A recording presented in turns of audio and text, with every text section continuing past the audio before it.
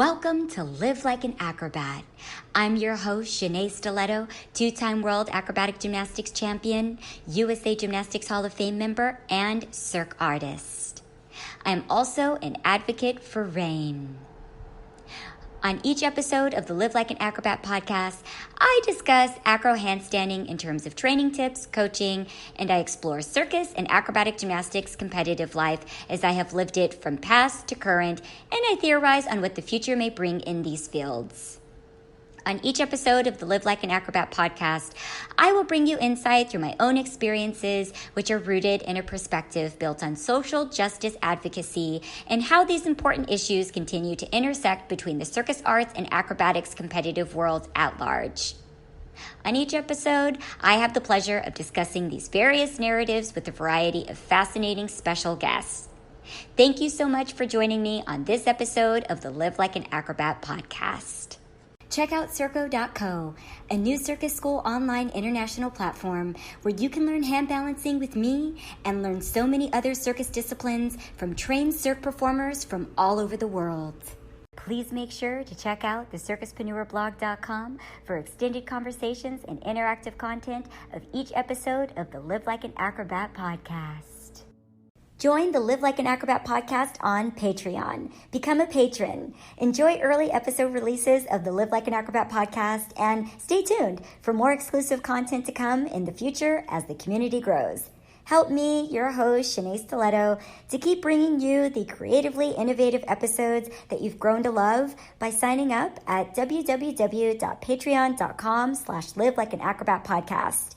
I hope to see you on Patreon, and thank you so much for your support of the podcast. It's my intention that the Live Like an Acrobat podcast will make a lasting positive impact on the circus arts world, performing arts world, creative entrepreneurship world, and acrobatic gymnastics competitive world at large. Check out my new vlog series, Think Like an Acrobat, which is available exclusively on Circus Talk as a pro series. It's offering pro tips to professionals within the circus arts industry. On the fourth episode of Think Like an Acrobat, out now exclusively on circustalk.com, I interview dating and relationship empowerment coach Erin Tillman, better known as the Dating Advice Girl, about how to speak for yourself when navigating intimacy and consent as a performing arts professional. Enjoy this short sneak peek into episode 4 of Think Like an Acrobat.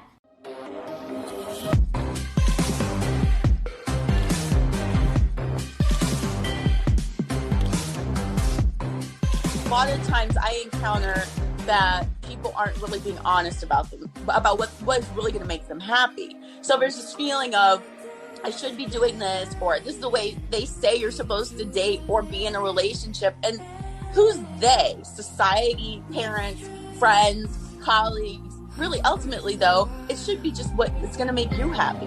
But within that,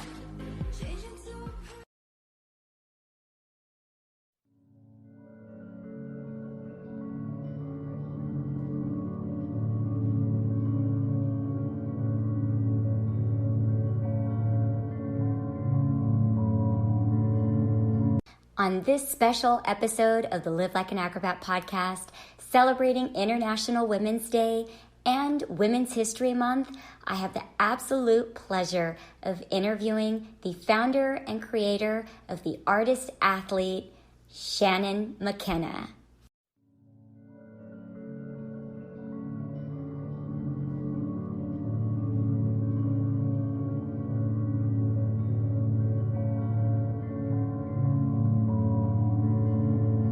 Shannon McKenna is a circus artist in all the definitions. She creates, performs, trains, teaches, and dreams about circus. She grew up in Atlanta, Georgia, where she attended North Springs High School, a school for the performing arts, which boasts such graduates as Raven Simone and Broadway's Amber Iman. She moved to New York City at 18 to study physical theater at New York University's reputable Tisch School of the Arts.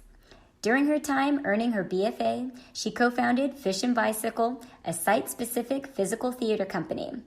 The company began to incorporate aerial arts into their work, and Shannon wanted to learn more. She began training in Athens, Georgia at Canopy Studios, then moved to Brattleboro, Vermont, where she spent 3 years learning with teachers such as Elsie Smith, Amy Hancock, in Salam Uabi. After her time in Vermont, Shannon's career took off, and for a decade she established herself across North America and Europe as a versatile and captivating performer, an innovative coach, and a hard worker. In 2018, Shannon founded The Artist Athlete, an online company dedicated to creating educational resources for circus artists. These resources include the critically acclaimed The Artist Athlete Podcast and the revolutionary shoulder warm-up method, Shoulder Barre. Shannon also continues to be a student of Circus. Currently located in Montreal, Quebec, she studies aerial straps under the guidance of William Bonnet, Chloe Farah, and Victor Fromin. Please welcome to the show my very special guest, Shannon McKenna.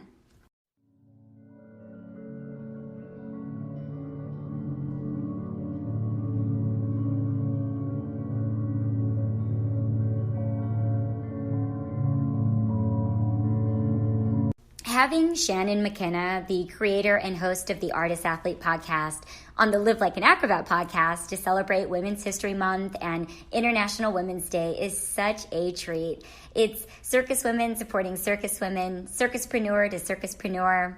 Diving deep into our experiences with one another was, as you will hear, filled with laughter and a ton of ahas.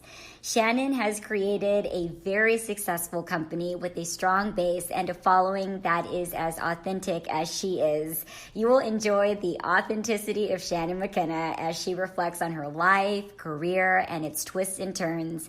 She speaks in such a relatable way about what she has created with the Artist Athlete that it will inspire you with the confidence that you can do the same and that you are more than capable of creating an environment on your own terms that you can nurture, grow, and monetize. Shannon's ability to see the lighter side of situations with a glass half full approach is eternally refreshing, and so if you found yourself hitting a wall lately or needing that next boost to get you to your own personal level of circuspreneurship, this is the episode and conversation for you. With her southern charm and matter-of-factness, Shannon McKenna gives so much texture and insight during our talk. It's two gals gabbing. It's our hopefulness for one another and hopefulness for all women and girls the circus world over that we share in this episode for International Women's Day. I recognize and I never take for granted, as I'm sure that Shannon doesn't either, the freedom that we have as Western women to pursue the careers we want and even the freedom to fail at them. We can be our own creators in this world where still so many millions of women and girls don't have access to basic education or programs that they can explore their creative spirit with. Women are amazing creatures, and I love listening to a woman who owns her wealth of experience and also who just exists in the world as herself. That to me is even more important than creating a company or a business. But even to say that in a world where millions of women and girls don't even have that right, to simply be themselves and be nothing while being safe in this world is privilege. So to be a woman of access and depth and to use what you've created to make a better circus community and extend that out to the world at large is to be an admirable woman like Shannon McKenna, founder of The Artist Athlete. May we never forget how lucky we are to say what we've said in this interview out loud, how lucky we are to have the chance to be all that we can be in this life and in this art form, to have the chance to be an international woman with rights to life, with rights to circuspreneurship. And with that, please welcome to the show my guest of guests, the hostess with the mostess. I just had to say it, Shannon. Creator and host of the Artist Athlete Podcast and its many, many incarnations, Shannon McKenna.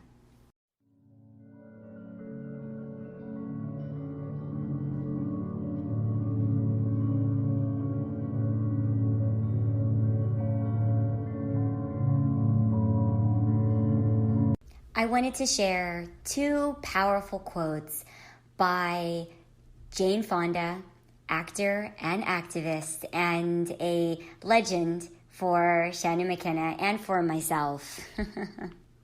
Jane Fonda is so prolific and has been at the forefront of so many movements throughout her life. And I thought that these were two fabulous quotes to open up my interview with Shannon. Jane says, "Instead of drifting along like a leaf in a river, understand who you are and how you come across to people and what kind of an impact you have on the people around you and the community around you and the world, so that when you go out, you can feel you have made a positive difference." Feminism is not just about women. It's about letting all people lead fuller lives. Jane Fonda.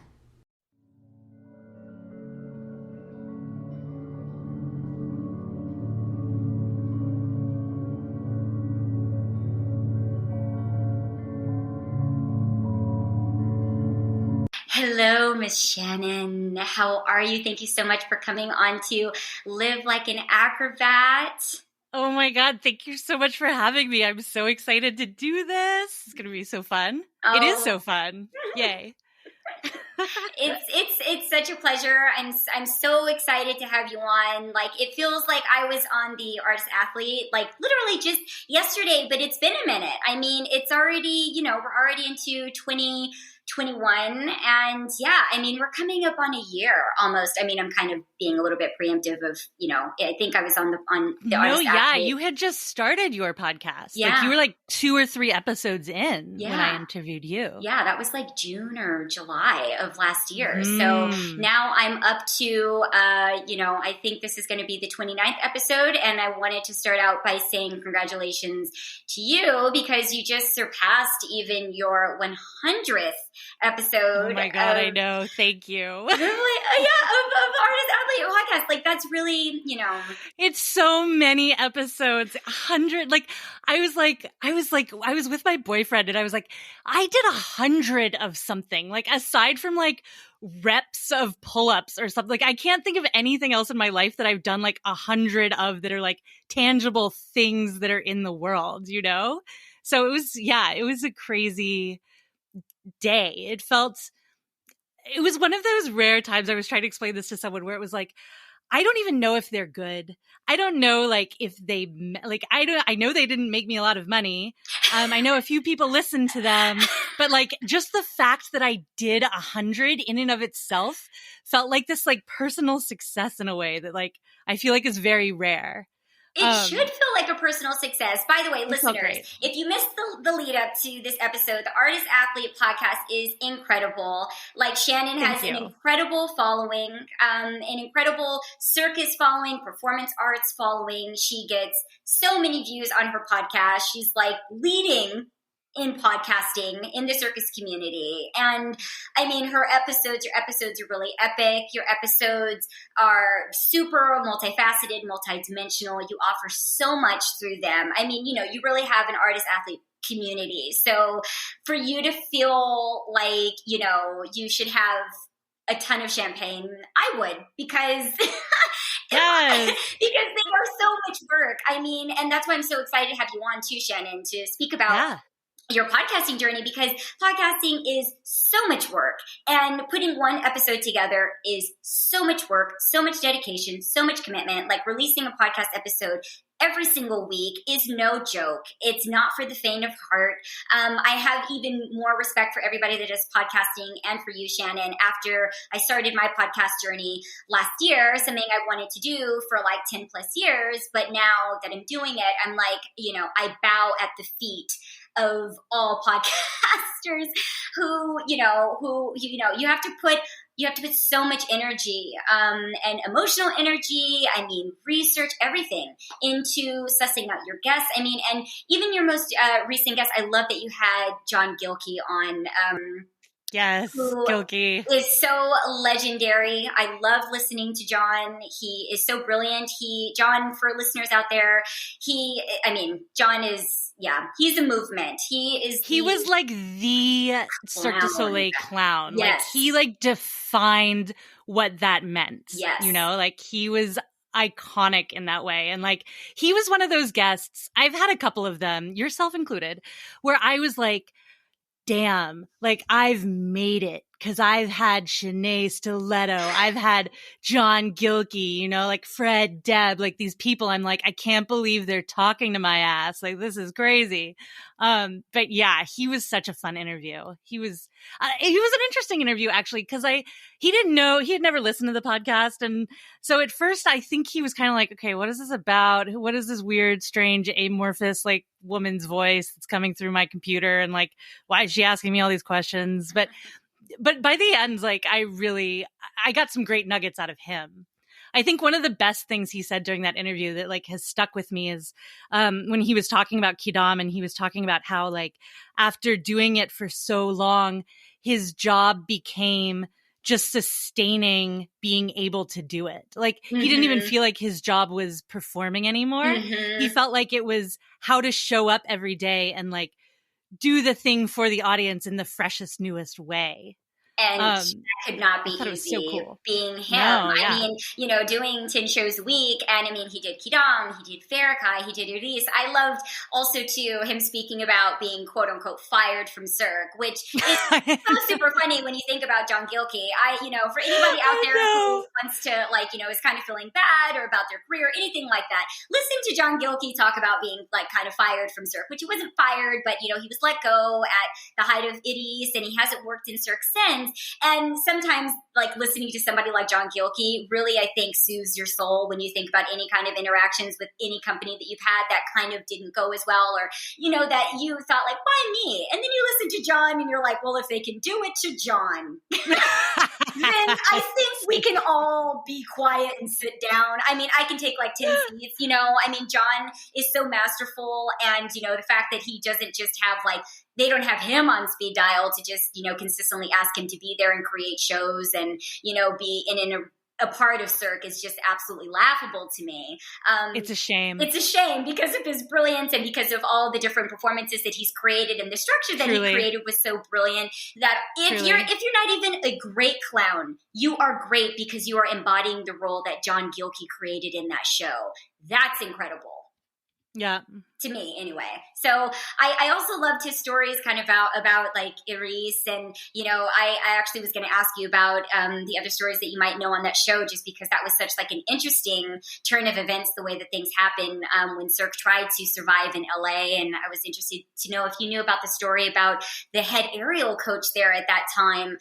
John was speaking a little bit of it, of how, you know, they ended up getting rid of like the most expensive performers there when the show started to not do well. And that was so strange. I was in and around for that, knowing people in the show. But there was also like a weird thing that happened with Cirque, you know, hiring certain people, but not hiring them directly, and having them being hired through the theater.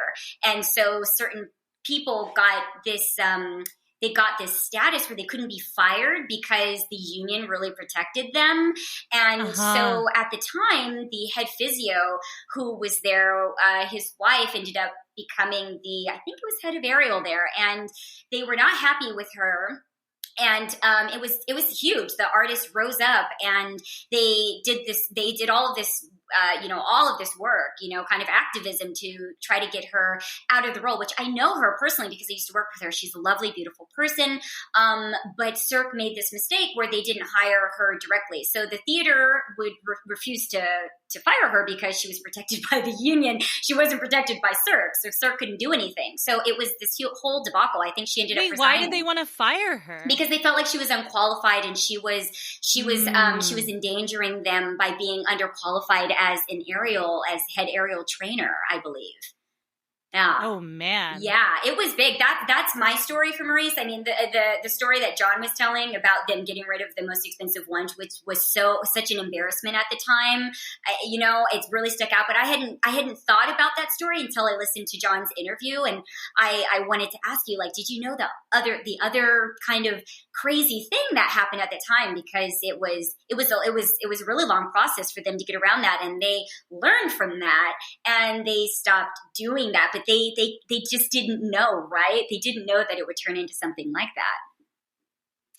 I had no idea. No, but it never ceases to amaze me how large Cirque du Soleil can Can I swear on your podcast? You can do whatever you want, Shannon. It never ceases to amaze me how much Cirque du Soleil can like fuck up. Yes. Like it never ceases to amaze me. Like I just hear stories constantly like this, and I'm like, and every time I'm like, what?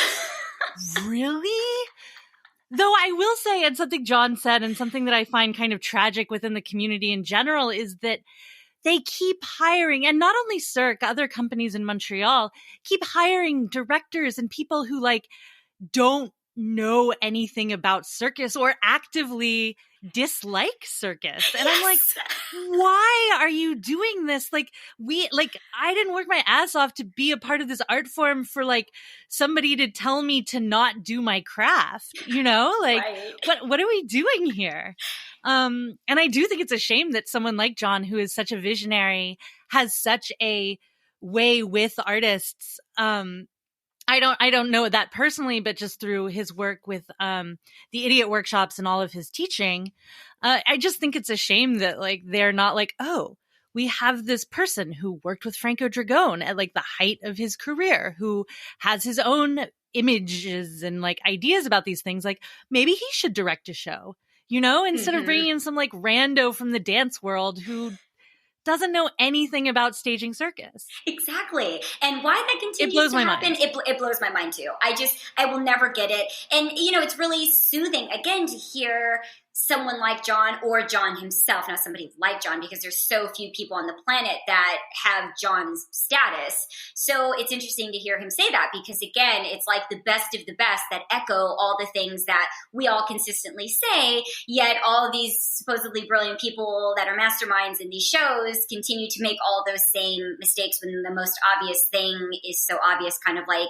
hitting them in the face constantly, but nobody will make those different decisions. So I thought that was really profound. I know I started this podcast off saying a lot of different things, Shannon, but I did also want to circle back around and start off this segment with how you start off your podcast, which is you ask people who they are and what they do. So I wanted to ask Shannon to continue the rest of this brilliant interview with you, the host and the founder of the Artist Athlete Podcast, which again is a community and movement. I don't even want to say not just a podcast, because I don't think that it's just podcasting. I think podcasting is so pivotal. And, you know, especially this last year, you were so instrumental with having your podcast within and around the narratives that, stormed the world last year. So again, I thought it was so brilliant. I heard you speaking in one of your episodes, you speaking about, the people that encouraged you to keep doing it when you didn't want to do it anymore, and, kind of how hard it has been at different times. And, the brilliance of when you decide to keep on doing something that, is difficult, but it's from your heart and you believe in it, but it's hard. And the times when it really does matter that you didn't give up. So this last year was, I had one of my most pivotal interviews of my life because of you having me on your podcast, with the way of the world happening the way that it was. And I had so many breakthroughs on that podcast. So before we get into that part and discuss that, who are you, Shannon McKenna? Well, okay, so something I think is interesting on my podcast, whenever I ask, who are you and what do you do? Even though I've already said that person's name like 12 times, they always start with like, well, I'm Shannon McKenna. So I'm not going to do that because I am more than just my name. And also you've said my name like 6 times. Thank you for that. You're welcome. My pleasure. So I am a circus artist. I am a performer. I am a coach. I am a content creator online in many different facets of the online community. And I'm also the proud owner of a cat named Puppy. And what do I do? Every day I wake up and I make a list of the things I do. And they go anywhere from painting my walls magenta, to training with some of the top straps coaches in the world. I live in Montreal right now, so I am still training. I teach online to some students. I make podcasts, as we've talked about, and I create educational resources for aerialists and circus artists.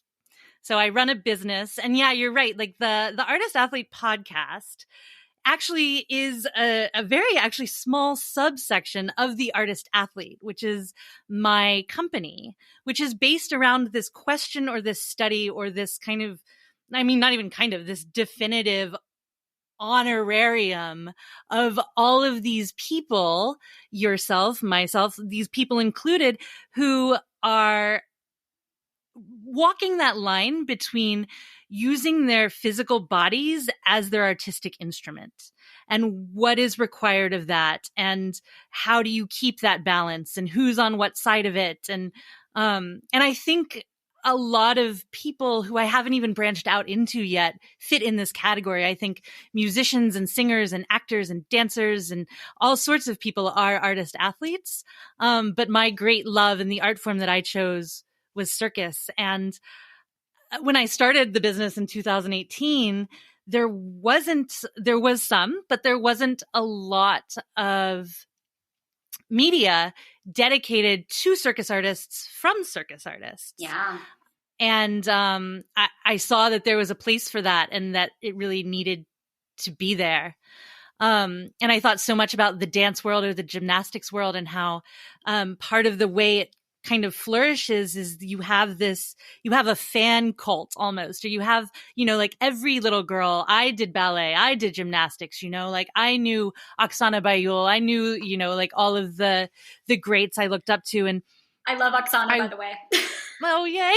Do you know her? Yeah, I know her. Of course you do. Of course, Shenea knows Oksana Bayul. She's fabulous. She's as fabulous as you would imagine as a person. No doubt. Every day she's Oksana Bayul. Could you imagine just being Oksana Bayul? Yeah. Like, can we take a moment and just what that like? Anyway, so I was like, well, why don't we know the Shenea Stilettos of the world? Why don't we know the Tanya Burkas? Like, why is there this disparate? And because I come from aerial, because I trained with aerialists, and that's kind of the trajectory my life took, that was where I kind of started.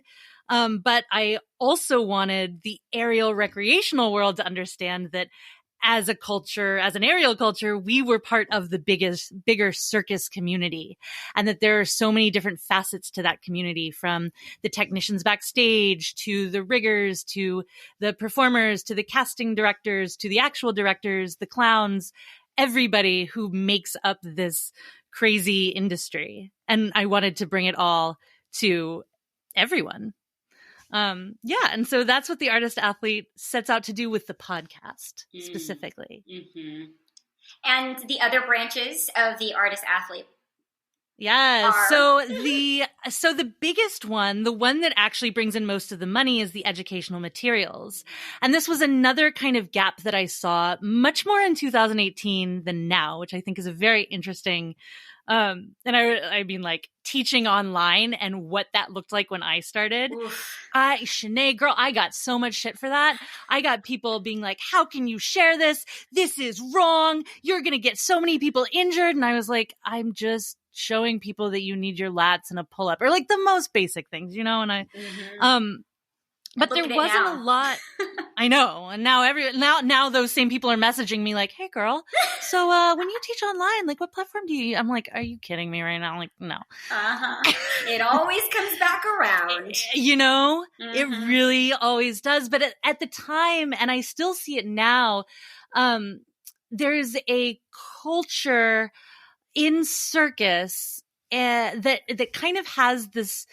And I like it. There's a feistiness and a self-taught, or like a mentality of like, oh, we're just going to try this for the first time. And there's this idea that everybody's trying it for the first time, but really there is a lineage and a pedagogy and so many coaches that have come down and passed down so much knowledge. And I thought, man, what a waste that I'm learning from all these people. And yet I go teach workshops when I'm in between contracts or, whenever. And they don't know the students that I'm teaching have no idea of the basics. And so I thought, okay, like, I'm just one person, but I'm a good writer and I know how to use a computer. So I sat down one day and I typed up my first workshop and I filmed a bunch of video and I put it in an ebook form, and I made a website and I put it online, and it made a bunch of money. And I was like, oh, I guess I have a business now. And that's literally how it started, was me just being like, how do I get the information to the most amount of people? And the answer was the internet. The answer, yeah. And so, I mean, and I love that you just kind of did what you want to do. And there's several people that I know out there that literally just did that with, people, making sometimes the thing that you want to do, this kind of like complex theory. And I've known people over the year where they were like, yeah. And then just the next day I just started uploading things and I just had this idea and I just did it. I mean, it is that simple, right? In some ways, obviously it starts to become more of a thing and you have to, kind of like feed the moving parts, which you've expanded into so many different things. But I really love the beauty and the simplicity sometimes of how I see people have come into like their genius, and especially in terms of a business. I mean, like I call people the circuspreneurs on the podcast. And to me, you are, such a circuspreneur. I mean, in terms of podcasting too, this has not been like even a woman's game. In Circus, in speaking about Circus in the way that we're having like long form conversations about it. This is typically, a male medium. And that's why I love also too that you created this amazing network because there's not so many of you. I mean, obviously now with this like last year, now everybody's starting a podcast. Everybody's very inspired. I know, it's so great. Everyone has, everyone has the time and everybody is finding their voice. And so, it's good. But I want to, really, especially because it's Women's History Month and, celebrating women and celebrating the gains that we've made. And this is it's a big gain that you have your podcast and that you started speaking and teaching circus and, and vocalizing. And it blows my mind because again, sorry to interrupt, Shenea, but like at the recreational level or like, and this is true in any arts field, like you look at like, up to the college level, and it's predominantly women participating in the art form. Yes. And then all of a sudden, something happens, and people have written. I mean, Allison Funk, I feel like, who was on my podcast, and she's a learner and studier of circus on like she's got like degrees and shit, but she talks about this, how like there's this thing that happens when you get out into the quote unquote professional world where it's like all the women suddenly like disappear and stop talking. Don't say anything. They stop talking. They're not anywhere at all. yeah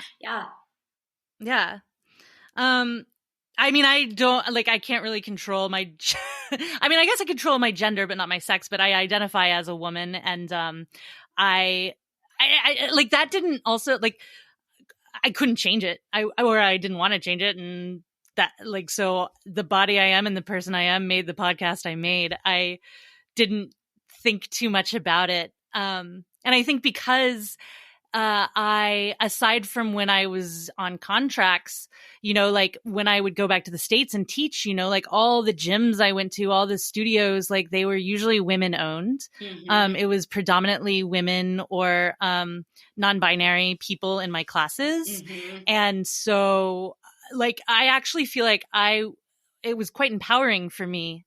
And I've always kind of been in spaces where women were empowered. I would go to this like summer camp when I was a little girl, in the North Georgia mountains. And it was all girls, and we would go out there and we would throw axes into trees and start fires and just, like it was chaos, but it was so fun. And I think that that's a lot of where I got, and my mother is also a very empowered woman. She's a doctor who kept her last name because it was on her medical diploma and she was not giving that up. And so like she raised me to have a voice and to always, speak up. And I'm super grateful to her for that and all the women. And I think in circus, like we as women have a lot of power and a lot of strength. But just like in every other industry, that's really overlooked sometimes, and it's super unfortunate. It is. It really is. Especially because we are trailblazers, and then it becomes like we're not trailblazers because we're not like the loudest people in the room. And I heard this one time. I think I might get this a little bit wrong, but I've heard many times where they've said that I think for a guy to speak up in a room or something like that, he needs to be like 20% sure of his facts. And for a woman to speak up, she needs to be like 90% sure of her facts.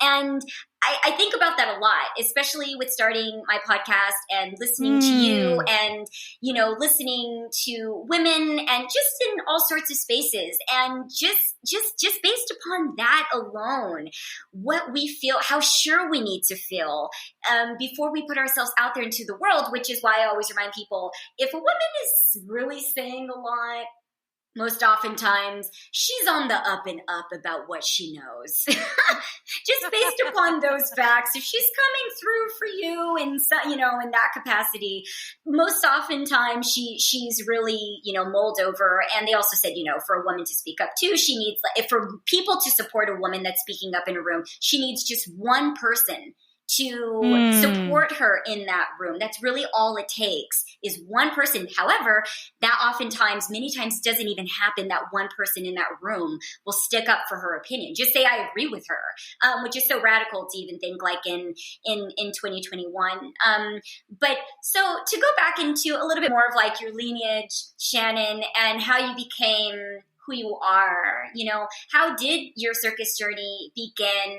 And as a child, you know, and then kind of, you know, finding your way into physical performing, you know, what was that like having a doctor as mom? Like that's really amazing, especially being active, you know.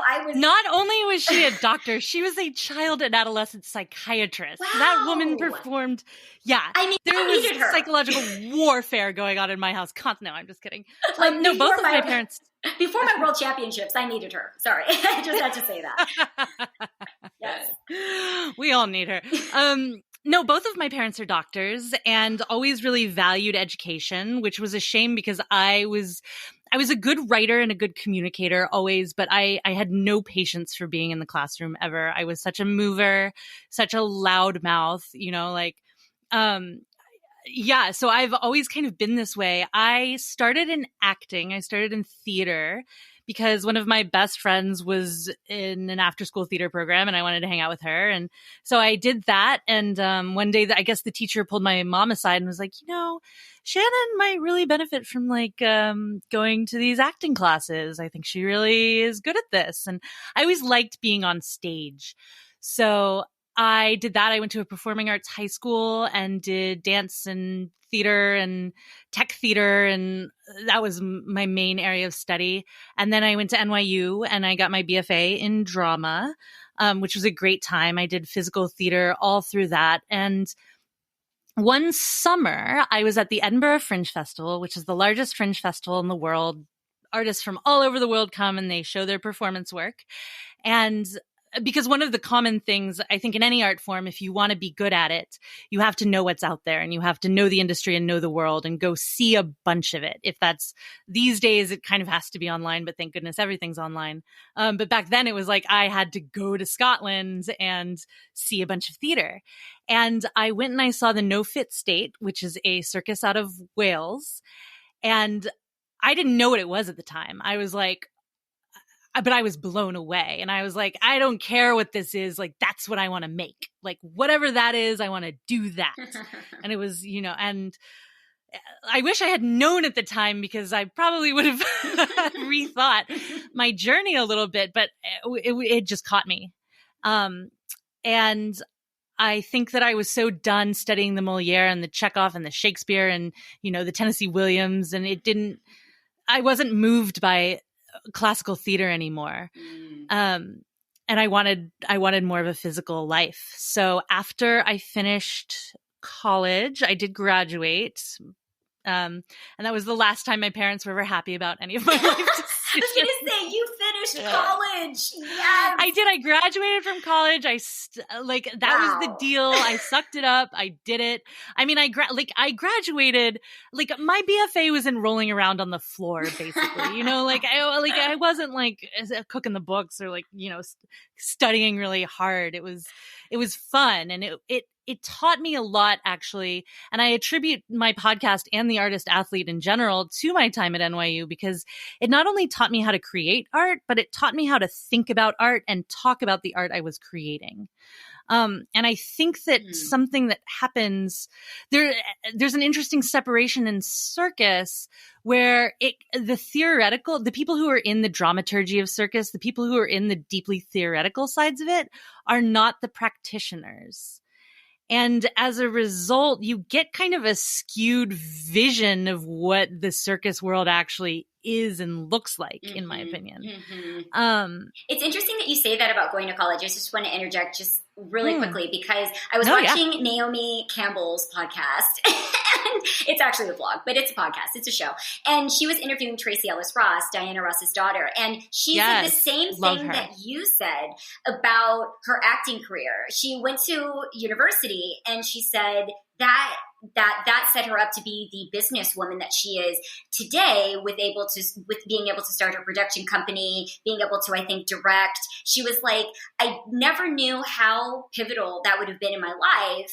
At the time. She's like, I just thought, okay, I'm going to go and they want me to get a degree and I'm going to do it. She's like, but then after being such a successful actress and everything and wanting to set up all of these things and having to be very business minded and understand the entrepreneurial aspect of being, you know, an actor and how that's changed over the years too, what she said, she was like, that really gave me such a foundation that I would have never have expected. So that's my 2 cents on that. Please continue. Oh, absolutely. And I think, I was talking to someone the other day and they were talking about how sad it is because, you know, right now at NYU, well, I don't know how it is, like, I don't know what they're doing with the pandemic or whatever, but like there was some fact, like there are more graduates this year at Tisch School of the Arts at NYU, more graduates in the acting program than there are jobs for actors in all of New York City. And isn't that a shame? Yes. And maybe they shouldn't be doing that or graduating this many people. And I was like, well, just because you get a degree in it doesn't mean you're automatically going to go become an actor. There are so many things you can do with an arts degree, and people poo-poo on it all the time. But you know, I have friends who graduated from NYU and some of them have won Golden Globes and some of them are, you know, like mastermind marketers and storytellers and able to help brands and help companies at a very high level because they're so creative and because they're so empathetic. And I think that's what an arts degree gives you, is this ability to be critically minded, be creative, and also really have an empathy that I think that traditional like business degrees don't really contribute to, because you're not focused. Like, well, I don't know. I guess I can't speak to this because I've never gotten a business degree. I've never really even taken a business class. I've just listened to a bunch of business podcasts. Same difference in my opinion, but carry on, you know, in this day and age. Yeah, sure. But the focus is on profit. The focus is on, you know, your books. The focus is on numbers. The focus is on all of this. And I think from the beginning, my focus in my business has always been on my people and my industry. And because it's so obvious to me, like a circus does not exist without circus artists. So how could my business exist without circus artists? Right. And that goes all the way from, I hire circus artists. One of my girl, Hannah, my assistant who booked you and who like does so much for me, is basically like, I picked her up at Victor, swinging trapeze coach Victor's studio one day. She is an Australian and she's in Canada and she's trying to like make a living while she's training swinging trapeze. And I was like, my God, you're perfect. Like, you are hired. Let me pay you money to do all these things for me, you know? And it feels really good to contribute, like to have this business and to be able to contribute in all these different ways in the industry that are really unexpected for me. Like when I started The Artist Athlete, never thought that there would be so many avenues for me to help. I'm just so helpful, Shenea. I'm just like, listen to me. I'm like, because you are though. Going off. But that's part of it. I mean, I love what you were saying too about like keep people in this business who are in this business. Right? It's what we were talking about before with like John Gilkey. Like, why is he not directing for Cirque du Soleil? Like, why would I go out and hire a graphic designer who isn't also a circus artist? Like, they don't know what circus artists want to look at, and not people who are. And there's a difference between that and people who like an audience, right? Like, I don't really care about people who would go sit in the audience at a circus show. Like, I do. I'm sure they're great people, and I would love for them to come into our world, but I wanted to make something for us that felt like it was for us by us. Boo boo. Yes. Oh my God. I mean, and there's you're from Shannon Atlanta. totally appropriating. That's right, girl. I mean, you are from the land of FUBU, so I mean, that's you. Hey, it's true. It's true. You are continuing. He's brilliant, by the way. I mean, Shark Tank, what he's done and how he has gone from FUBU to everything that he's created. My friend, former Olympian Mary Sanders, she works. She's been a personal assistant to one of these Shark Tank guys. I always forget his name. She's going to kill me if she ever listens to this podcast because I should know him. I do know his name, but anyway, he's brilliant. And I always think about the creator and founder of FUBU and how he did expand, because so many people kind of forget him back then, but you have to see all the things that he became and what his story is brilliant. He survived cancer, like, I don't know how many times already as well. And, he's really brilliant on Shark Tank, and you can learn a lot from that show. And my friend Mary Sanders also too, please follow her on Instagram. She has a new movie coming out that she's trying to get funded. What's her handle? Her handle, I think it's just Mary Sanders. Yeah, she's former rhythmic Olympian.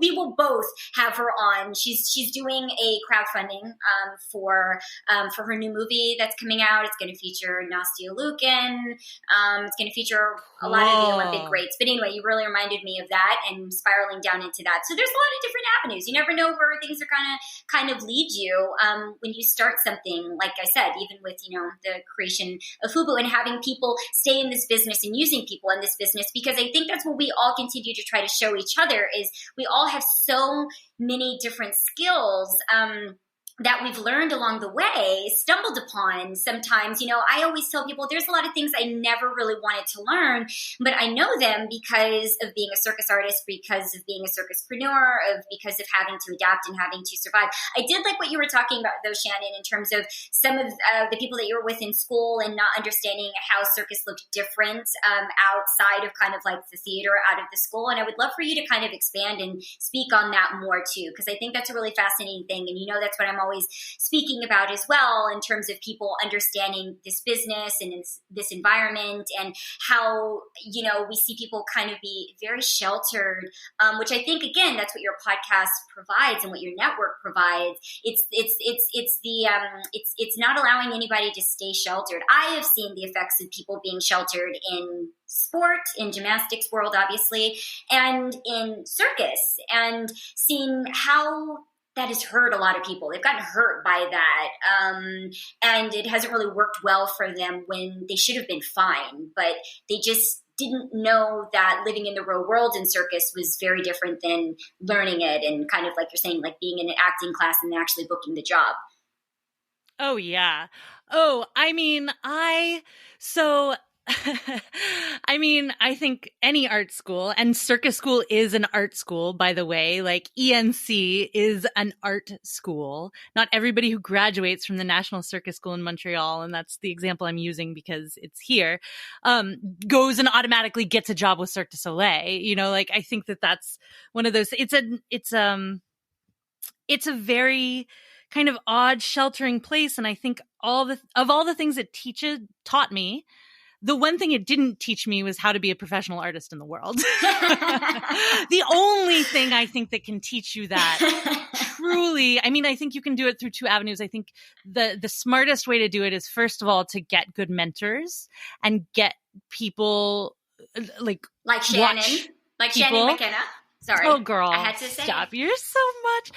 No, but and that was something on my podcast, I talk a lot about this, about one of the conceptions when I was starting it was like, okay, imagine I'm Shannon McKenna at 22 years old when I was like I'm going to do this circus thing. I had no one to ask about it. I had no one to talk to.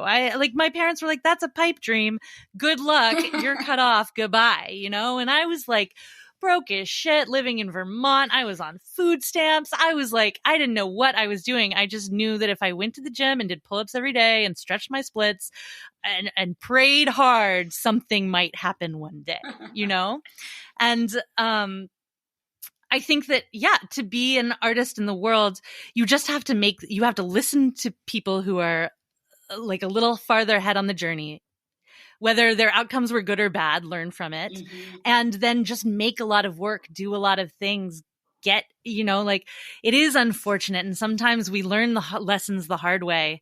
But you are, if you can get through it, stronger for the lessons you learn.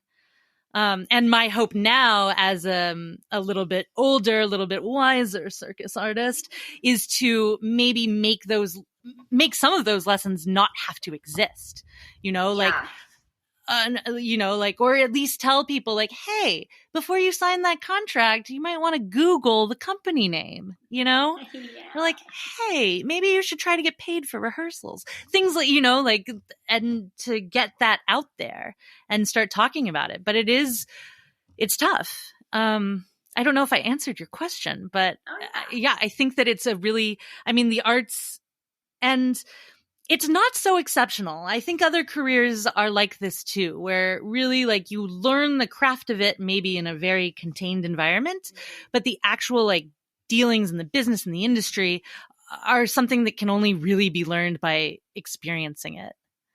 How has like your experience shifted by doing the podcast, like the way that you saw Circus, like pre-podcast? So what would you say that your vision was, or maybe like your strongest narrative around like being a circus performer and being in the world as a circus performer? How did that kind of shift? Or did it shift after you started the podcast? I mean, for me, it definitely has shifted even after all this time. I don't think it could not shift you, leaning into so many conversations with so many performers and, people of different genres, like you were saying, within the performing arts, circus arts community, which is really vast. You take on so many different specialties and people that, help this environment to exist. Like we're saying, it's not just the performers. So, but how do you think that's maybe changed as you've evolved in the podcast? What does it look like now to you? And how could that, you think, doing the podcast during your those years of you formulating yourself as an artist, how would that have been different for you too? Like if I had started the podcast when I was 22? Yeah. Or even just like a couple of years like into your career, how would that, you think, have shifted your perspective on the business or just on the media, not even the business? I would have asked some really dumb questions. No, somebody asked me recently, I would have asked the dumbest questions. Like, oh my God. I can't even imagine what like 23-year-old. So like, what do you eat for breakfast? You can't even imagine what I would have asked. But somebody asked me too, I mean, like actually when I first started, if you go back and listen to like episode 8 with like Philip Tigris when I was in Berlin, I was asking all sorts of like, what do you tie your right shoe or your left shoe first? Like who cares? But I think somebody asked me once recently, they were like, do you like, because you're a performer and because you're, and I work differently now. I am not as like, yes, I will take anything that comes along kind of contract work. But someone asked me like when I had Gypsy Snyder on or one of those kinds of people, like, do I edit myself or am I afraid to like mess up or ask the wrong question because these people also could hire me? And the joke I made at the time, which is also true, was like Gypsy Snyder wasn't hiring me for the first 10 years of my career. What makes me think that like she would hire me after having her on my podcast, and I actually, funny enough, when I started the Artist Athlete, I thought it was the end of my circus career. I was actually trying to get out. I had turned 30. I had just gone through this terrible breakup. And I was like, maybe I need to find a different way. But I didn't know anything else. I went straight from NYU to the circus world. And so all I really knew was to write this information and maybe create this podcast. And then I was like, I'll do it for 6 months. I'll do it for a year. And like, then something else will have come along surely. And I'll be, in law school, or I don't know what I thought. So I think that in a way, because I started the podcast at a time where I didn't give a shit about circus, it really freed me up to like say a lot of things and have a lot of discussions and reach out to people who I probably would have been really intimidated by before when I was trying to work with them. And funny enough, it's like now I have all these avenues, I have all these connections, I have all these people who like I can just email and be like, hey, what are you working on? What's going on? Because I have the podcast. So I think that it's changed me in that way. Which is really fun. Gypsy Snyder still won't hire me, but it's fine. You never know how you're going to end up working for Gypsy. I mean, like what you were saying, it's all those different avenues that you've created for yourself too. So it's like what we all know. Oh, I thought that I would work with that person as a performer, but it wasn't meant for me to work with them as a performer. It was meant for me to work for them and with them in a totally different capacity. And I only am going to be able to do that now in that different capacity because I started this new thing that I started. So I think by way of all of those beautiful, fortunate, and a mix of unfortunate events, I think that's a really kind of, I think that's a really beautiful realization of how things can kind of coalesce and come together for you in a different way. Yeah. And I love that you were just so like done with circus when you started, because I think that speaks to like last year for all of us, because everybody was so done with everything. And so we all kind of got triggered and started all of these things last year because we were all so fed up too, you know, like sitting back and seeing like, oh dear, okay, what am I going to do with my career? What am I going to do with my life now? Like, you know, all these things that I want to say, and I don't want to just say them to like my immediate environment that I'm used to saying them in. I want to say them into a microphone, because I keep saying, you know, with this podcast, these are not new things that I've been saying. I'm just now saying them into a microphone. You just gave yourself a platform. Exactly. And they're not new. That's why we all sound so like, wow, she sounds like she said that before. Well, it's been a minute.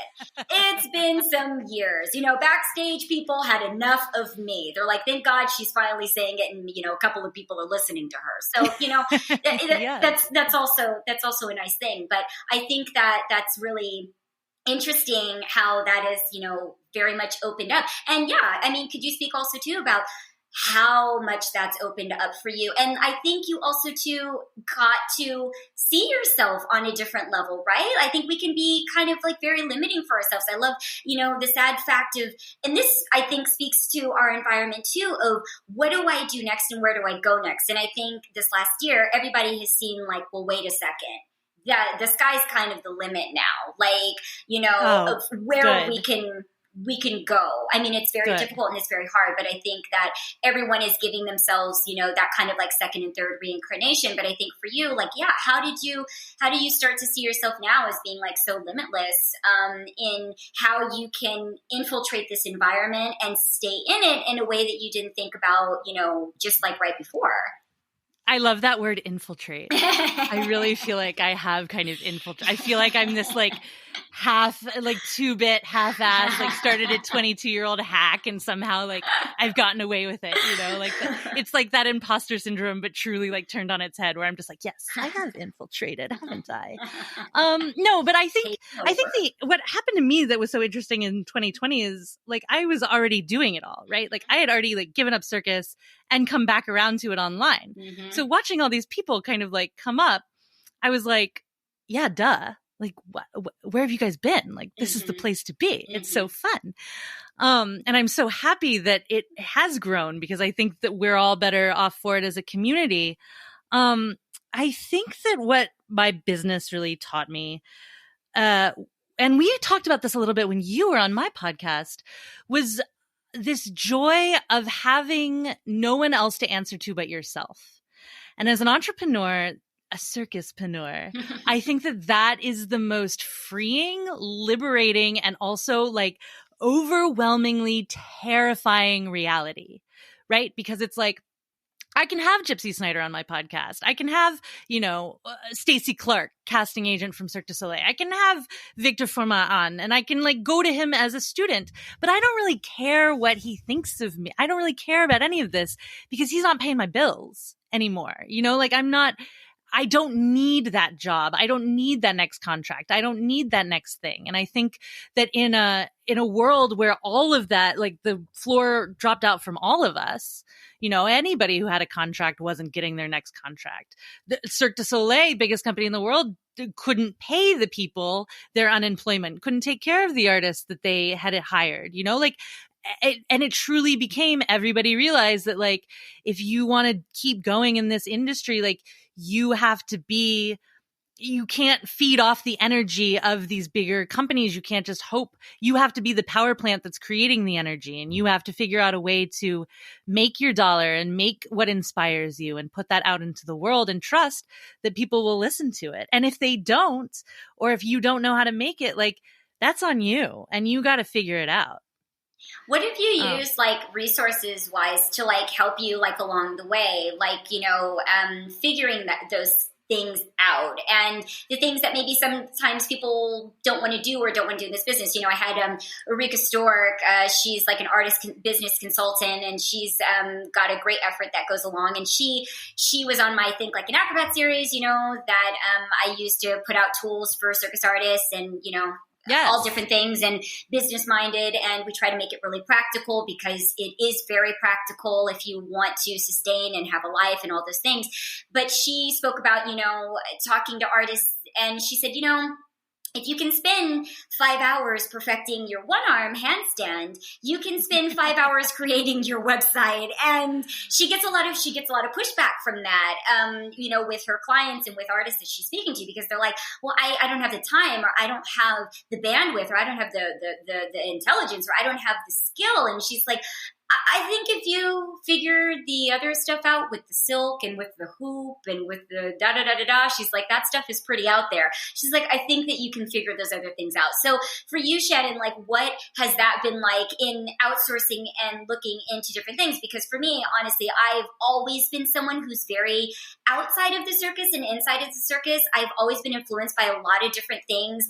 I've never, like, made my full bed in circus, like, with, like, friends and with getting advice and, you know, having those different interests. It's always felt a little bit, for me, in a way, it felt in some ways too suffocating to have all of my eggs in one basket all the time. And just even for my mind, I needed something to kind of take myself out of it, because our job is a lifestyle. It's not a job. It really is a lifestyle.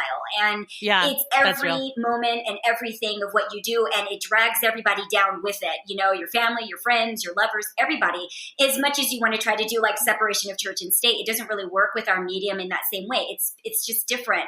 And so for you, what avenues have you gone down that have helped you to secure, you know, your platforms that you've created up so brilliantly? You know, I have to say, your friend, the business advisor, I have to disagree with her radically about something, which is, if someone is spending 5 hours doing their one-arm handstand and they have perfected it, that is the thing that they are good at. That is their, like, I think you said it earlier, like, this is like a snappy thing in the business online world, is like, that is their zone of genius. That is what makes them different than anything else. No, they shouldn't spend any time learning how to design a website. There are people out there who do that fabulously, and they should hire one of those people. I think that's something that that makes me feel rooted and centered and like I can get on the microphone every week, that I can get on Instagram every day, is that I'm still an artist at heart. I'm still, you know, like, a non-negotiable for me is, like, I have to train. Like, I have to train. It's part of, and when performing comes back, like, I have to perform. I have to do these things because that's the world that I live in, and that's the community that I am a part of. And running a business, for me, the easiest thing in the world is outsourcing. I think that this is something that there's a culture for women of not feeling like they don't know how to do something and underestimating our skill set. And actually, for me, I have a tendency to underestimate my skill set. And so I hire people. And so my tendency to underestimate my skill set has actually been one of my greatest strengths in my business, because I have given over work to that probably I wouldn't have been very good at, or there had been like that would have taken me time that I simply didn't want to give up to learn. And instead of taking that time, I just spent money and paid someone else to do it. And as we talked about before, like that has created jobs for other circus artists. That has opened other people's eyes. My editor currently is like obsessed and wants to run away and join the circus. She's incredible, but she wasn't a circus artist before she started editing my podcast. So I forgot the original question, but I disagree. I like hire people. If you want to start a business, hire people to do the things that you don't know how to do. Don't learn how to do them, because like a business I think of it as a business serves the community in some way, shape, or form. And the business owner, the person who is creating the things that they're going to get money for, like that's what they know the best. And so that's what you should be doing the most of. And anything that's not that, you should try to outsource the best you can. Like that's how I got to 100 episodes of the podcast, is not because I sat alone and like had to figure out how to edit and booked all my guests. And, you know, like I don't even know how to post which I probably should learn, but I don't even know how to post my content to YouTube. Like someone else does that for me, because by the time that's happening, I'm already on to the next guest. I'm already doing the next thing. And I'm also revising an ebook, and I'm also hanging 30 feet by one arm, being screamed at in semi-French, semi-Russian every day, you know, like, and in order for all of those things to happen in my life, I have to have a team. I have to have people around me who will support me, because I simply just don't know. I'm just an acrobat is one of my favorite things to say to my team. I'm like, I'm just an acrobat. I don't know how to do this. Like, can y'all figure this out? And they do. Brilliantly. Well, that's why you're on Live Like an Acrobat. Yeah. Because you acrobat so well, and I love that you acrobat. And yes, you know, taking it back to what Ulrika was saying, it's both and for me. It's both and, because she's speaking to the ones that do not have the means. So in terms of doing outsourcing, because for me, I absolutely agree on that too. Find the people that can do those things for you so that it can free you up, and that's the magic of being able to coordinate and outsource. But also to the both and that she was speaking of is because you don't have the money to have somebody do it, unfortunately, because you don't, you know, that comes up a lot for this medium where people say, but I don't have the extra budget. I don't have the extra money. How can I do it myself?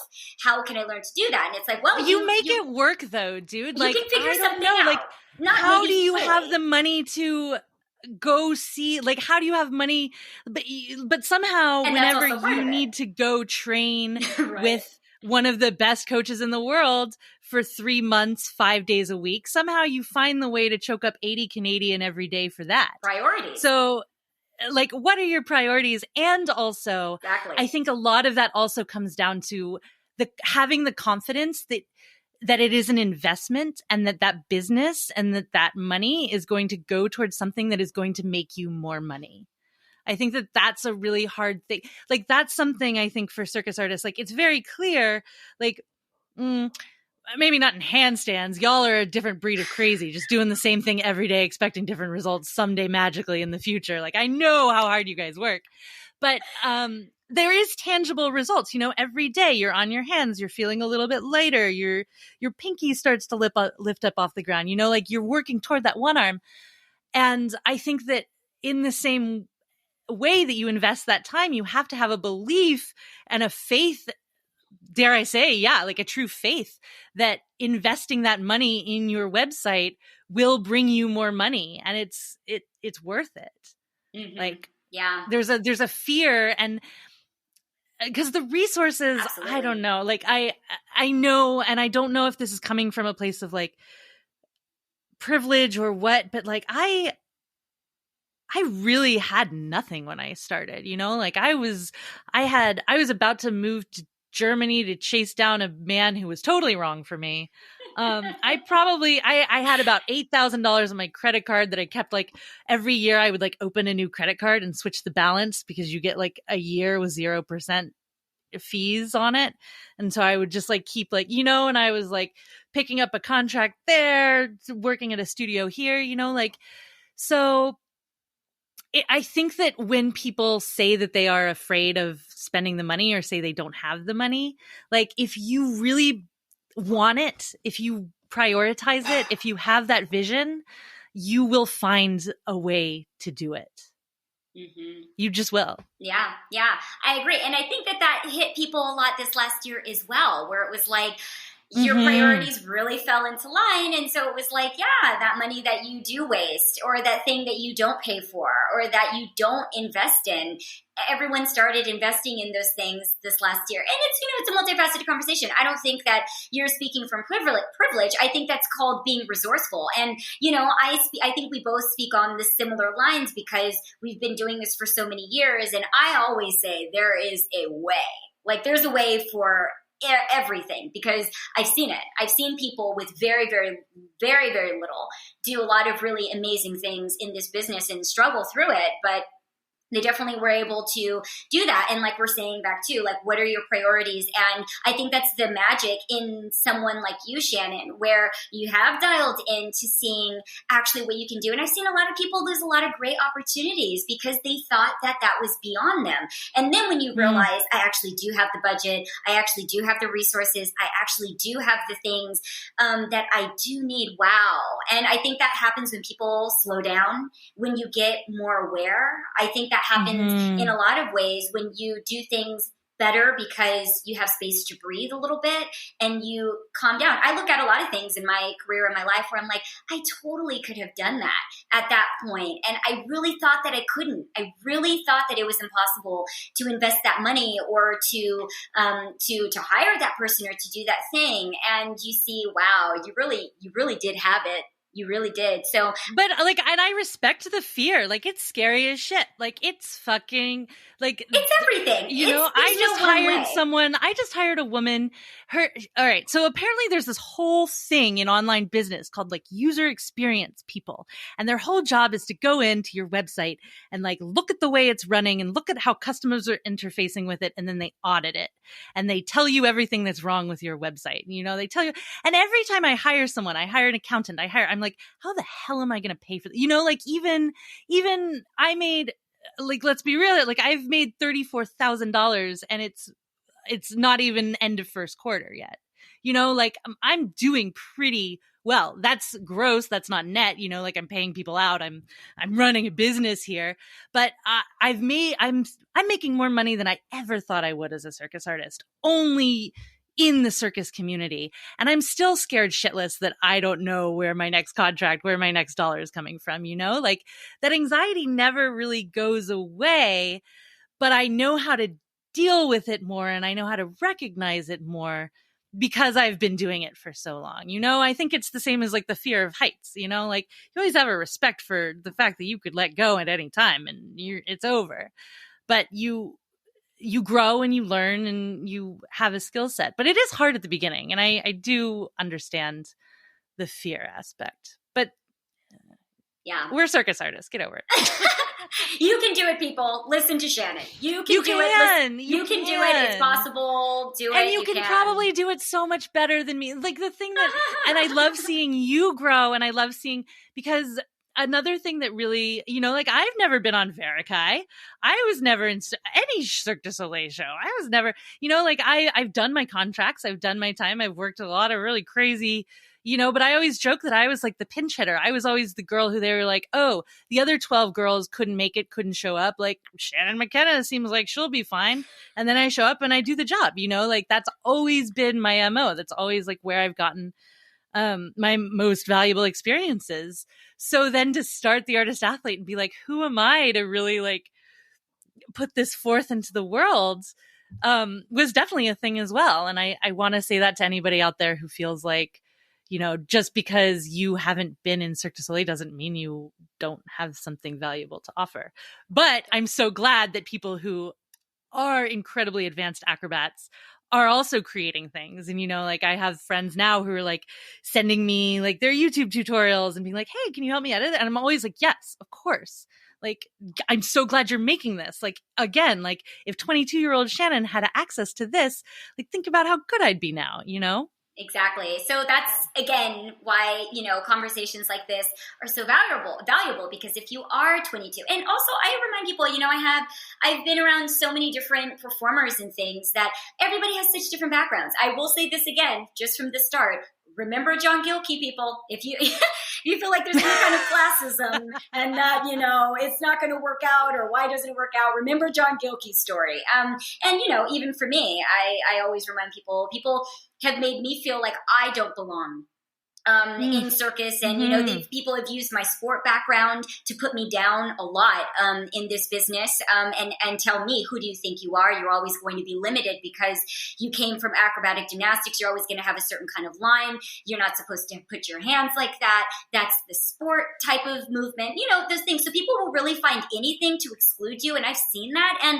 I've seen people that have gotten those amazing cert contracts that started circus when they were 22, could do a cartwheel at their audition, didn't have any background whatsoever, and then went on to do a lot of, really interesting things and inspire actually like movements in circus and stuff.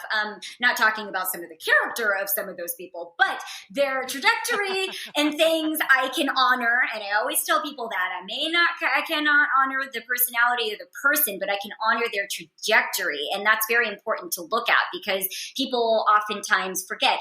I wanted to come back to, which is something of mine that I'm really interested in too, Shannon, and how you choose your guests for the podcast. I spoke a little bit about before we got on the recording that I'm super intuitive about how I choose guests. For me, I see something, I hear something, a memory comes to me, and then I literally get the idea. Or, of course, because we've been so virtual, this last year has also changed the trajectory and how I've chosen guests over this past year, which I know that you'll speak on that as well, because I want to ask you how that influenced how you've been podcasting, and then also too, just the other things that you've created, with the artist athlete, as a, what do you call it? As an organization, as a business? I mean, it's a business. I call it a company. As a company. Okay, I'll just call it a company. I like to say, my company. Okay. I like to talk about my company. Okay. I like to talk about how I'm the CEO of my company. Okay, so I call it it's technically a limited liability company. It's an LLC registered in the great state of Georgia, but I call it a company.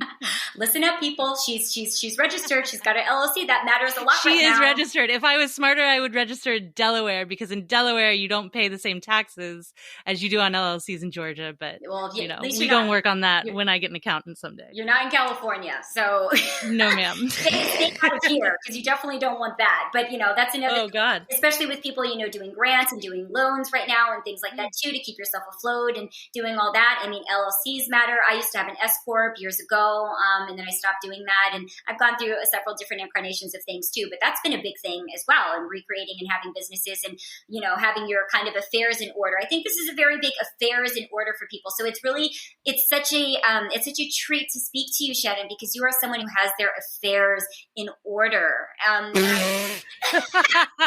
You do. I'm glad I sound that way. Well, I mean, come on. People in the podcast that are listening are going to just laugh at you, laughing at yourself, saying you don't have your affairs in order as you talk about how you outsource, you don't know how you post to YouTube. I mean, I definitely at this point know how I post to YouTube, okay? Because I'm the one doing it. I do outsource some things for sure. I do a blend of both. And I only will say the fact that I do things on my own is because sometimes I've run up against my outsourced people's deadlines and they cannot make my deadlines. So that taught me to keep doing certain things on my own, but I am, again, very much with you there. And like I told you, I have both. I'm a very both and kind of person. I always like to see everybody's narrative. I think both and it depends on the situation, things like that. And then and also I have to remind, I'm 3 years into this game almost. Yeah, the artist athlete and the podcast will celebrate its 3-year anniversary. I think it already happened. I don't know. But I didn't start off with a huge team, right? I always had an editor, but I always had a podcast editor because I always knew that I wanted the podcast to sound good, just as I thought performers should be well lit. I thought guests on my podcast should sound really good. So I always had an editor. But other than that, everything has kind of grown over time. Of course. So, yes. So how what did you ask me? How do you pick your guests in the most basic form? Yeah. How do you pick your guests, and then how do you select your lineup, and how did that change, and how has that influenced over this last year? Yeah. Mm-hmm. Okay. So when I first started the Artist Athlete podcast, it was like, who's around, basically. It was like, who do I want to have a beer with tonight? And also, will they talk on a microphone, And it was like, I started with Brett Copes, who is a rigger who, lives in Atlanta and actually gave me my first microphone because he wanted to start a podcast and then figured it was too much work, didn't want to do it. And I was like, great, I'll take your equipment. So he was my first guest, kind of by proxy. And I knew I wanted to do it weekly. So it was like every week I was like, who the fuck is around? Oh, okay. Anton, like jump on the mic. Like, let's like have a conversation about, and as I did it more and more, I was like, oh man, I'm going to have to like start talking to people I don't know, and I would reach out to them. But I can't remember the first interview I did on like Skype, Zoom, Zencastr, whatever. It was not on Zencastr, which is the platform that Shenea and I both use and love. Zencastr, sponsor us, please. Yes, please. Thank you, Shannon. You're so brilliant. They would never. But you never know. That's true. It's true. Don't say that. That's true. But yeah, so I miss in-person interviews. I miss it so much. I think that there's something really special about actually sitting down with someone in a room and like having a cup of coffee, having a beer, having a bottle of wine sometimes, and just like shooting the shit. And the value of like having that recorded and given to the world, I think is a really cool gift. And I think it's the way that like the internet can be this great place of democracy where it's like, anybody can put out anything on the internet. So let's put out our real lives, and let's normalize some of the things that get glossed over if we just have the Hollywood version of it. And so that's obviously changed in 2020. I haven't done an in-person guest. Who is even I can't even remember who my last in-person guest was.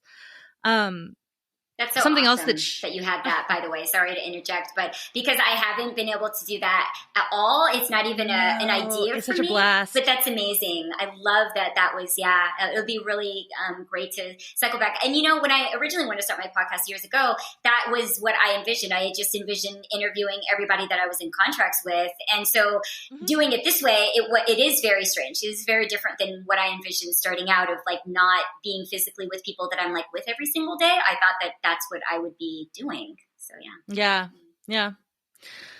And so around the end of 2019 was when I hired Hannah, who is my amazing assistant producer brain, because it was simply like it got ridiculous where I was like editing, because I always do the first edit of every podcast before my editor goes into it, and that kind of creates this. And I tell my guests that initially, to be like, if there's anything that you say that you don't want played, like I will listen to it before my editor does and cut that out for you. It kind of creates this container of trust. And I think that's really important to have an open conversation. So, but because of that, I was scrambling to book interviews and I was doing all of that. And so I hired Hannah at the end of 2019, 2020. And that has streamlined so much, because it's basically like, now she updates it on my Google Calendar. So I basically look and I'm like, oh, I have an interview with Shenea tonight. Amazing. And I just get to sit down and like have the most fun part of the conversation, which is the actual conversation, or the most fun part of the podcast, which is the actual conversation. As far as picking guests, 2020 also changed something for me in that I make it now like there is a quota, and we meet it every month, and we have since you've been on, where I have a person of color on the podcast. Every month there has to be at least one guest who is not a white man.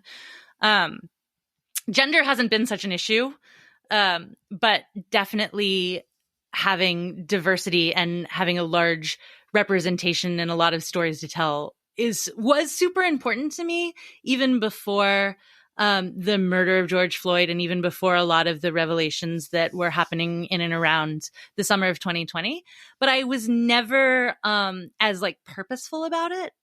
And when all of that came about, I was like, oh man, like I I should do better. There's always a way for people to do better. And that was kind of my way. So I think that that's maybe one of the only like strong and fast rules we have when booking guests is like every month, at least one person has to be a person of color. And that's, I mean, like they don't even have to talk about being a person of color. Like that's sometimes like the least interesting part of the story, but you know, like just have someone there. And the other thing is like, you have to have a body of work or else like, what are we going to talk about?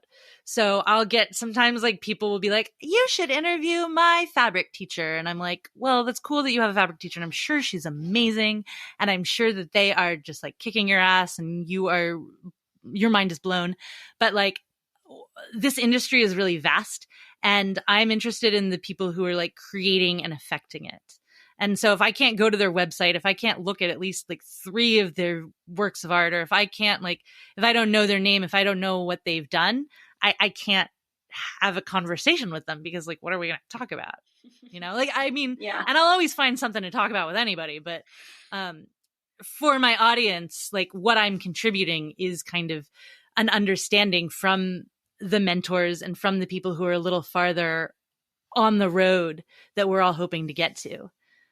So that's how I bring on guests. But other than that, it's kind of like, who's around, who's awesome, who haven't we talked to in a while? And as I get to past 100 episodes, now I'm starting, especially with episode 100, where I interviewed Victor and we did all these cool, like we hired a translator because he speaks Russian. So we had to, and we did all these cool, like sound effects.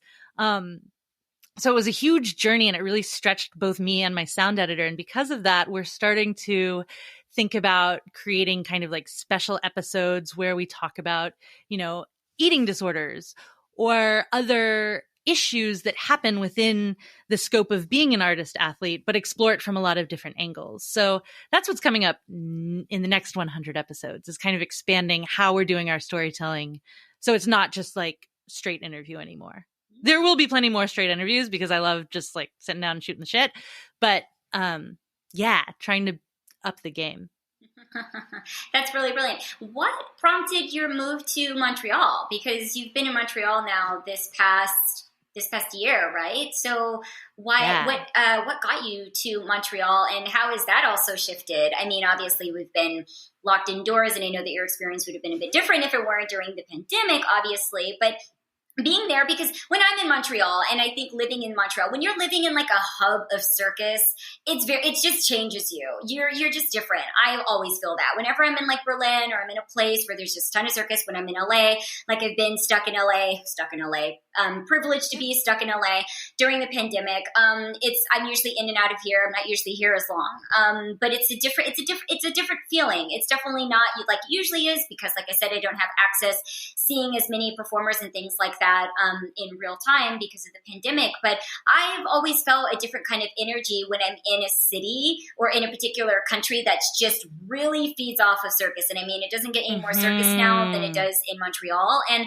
I thought that it was really interesting you being there, especially right now with all of that happening with Cirque du Soleil, them filing for bankruptcy, going under, coming back. You know, now there's talk about things happening, you know, in Vegas, probably maybe in the summertime.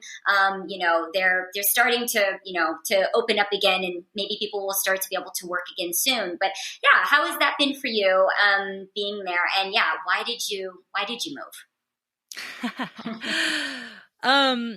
Okay. So I always joke about 2020 and about the pandemic that like it happened at a time in my life where I was like, of course. Like my life has like before 2020 happened, I had already like given up circus and questioned everything and been like, I'm over it. Like this isn't a functional career, blah, blah, blah. And I also in 2019 had my world completely turned upside down. My father, who I've shared, was a doctor. He was with a patient one day, and he was with a resident. He was an attending physician, so he teaches residents how to doctor. And he started slurring his speech, and he had a seizure. And my dad, you know, is like the epitome of fit. He bikes to work every day. He like never, like cholesterol on point, like this man is like, has his shit together. So he had the seizure, and I had just come back from training in Thailand, and I was about to go to the West Coast before, like I was doing the circus thing. And yeah, we didn't know what happened. We didn't know what was wrong with him. We didn't know anything. And then he had an MRI, and he was diagnosed with stage 4 brain cancer. Yeah. Sorry. Thank you. It's pretty crazy. Wow.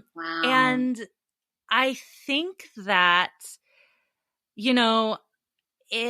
when you have someone who's so close to you have a terminal illness, you start to look at life a little differently, and you start to say, damn, like our days here are really limited. And, I've always kind of been a person who like doesn't like, one of my greatest fears is to wait, like, be on my deathbed and be like, shit, I didn't go for it. I didn't really do it.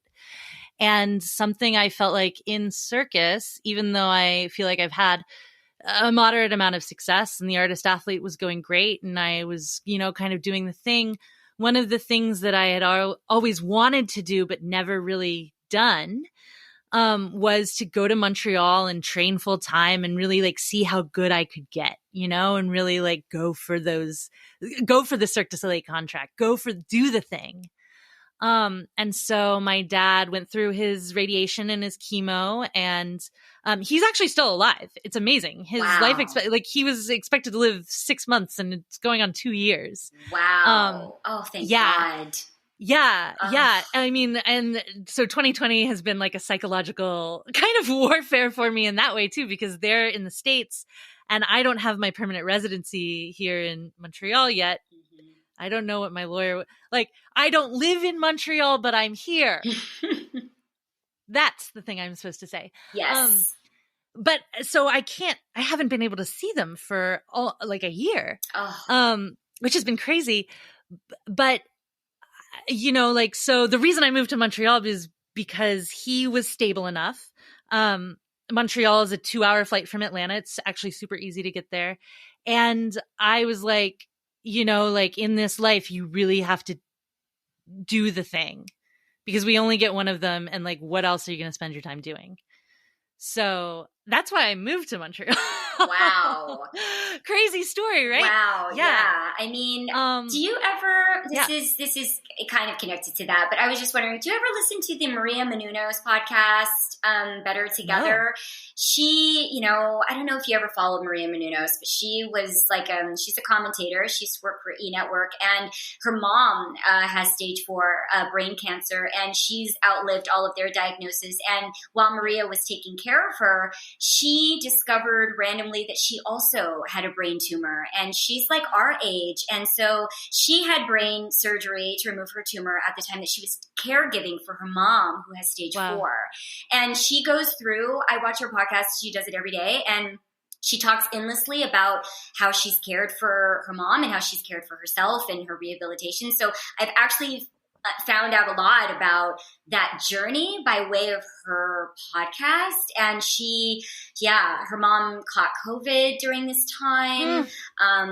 All sorts of crazy things happened to her that she is even off the podcast right now because it's gotten too overwhelming for her. So she's like on a break, but she was also separated from them. She was on the East Coast. They were on the West Coast. And so she wasn't doing full time caregiving. Her husband was. And so she's talked about it this entire last year, and her journey's been, I think, 3 years since her mom's diagnosis and since her diagnosis too. So it's a really fascinating thing. It really reminded me of your story because she really, it's quite something. And I'm very sorry. I'm so grateful that he's here and that you have more time with him. And thank you for, I think you also too kind of lived what a lot of people are living this last year is if you're going to do something with your life, do what matters to you and live what matters to you. And Maria Munoz even did that. She took herself out of a lot of entertainment. She had an amazing career, and she was like,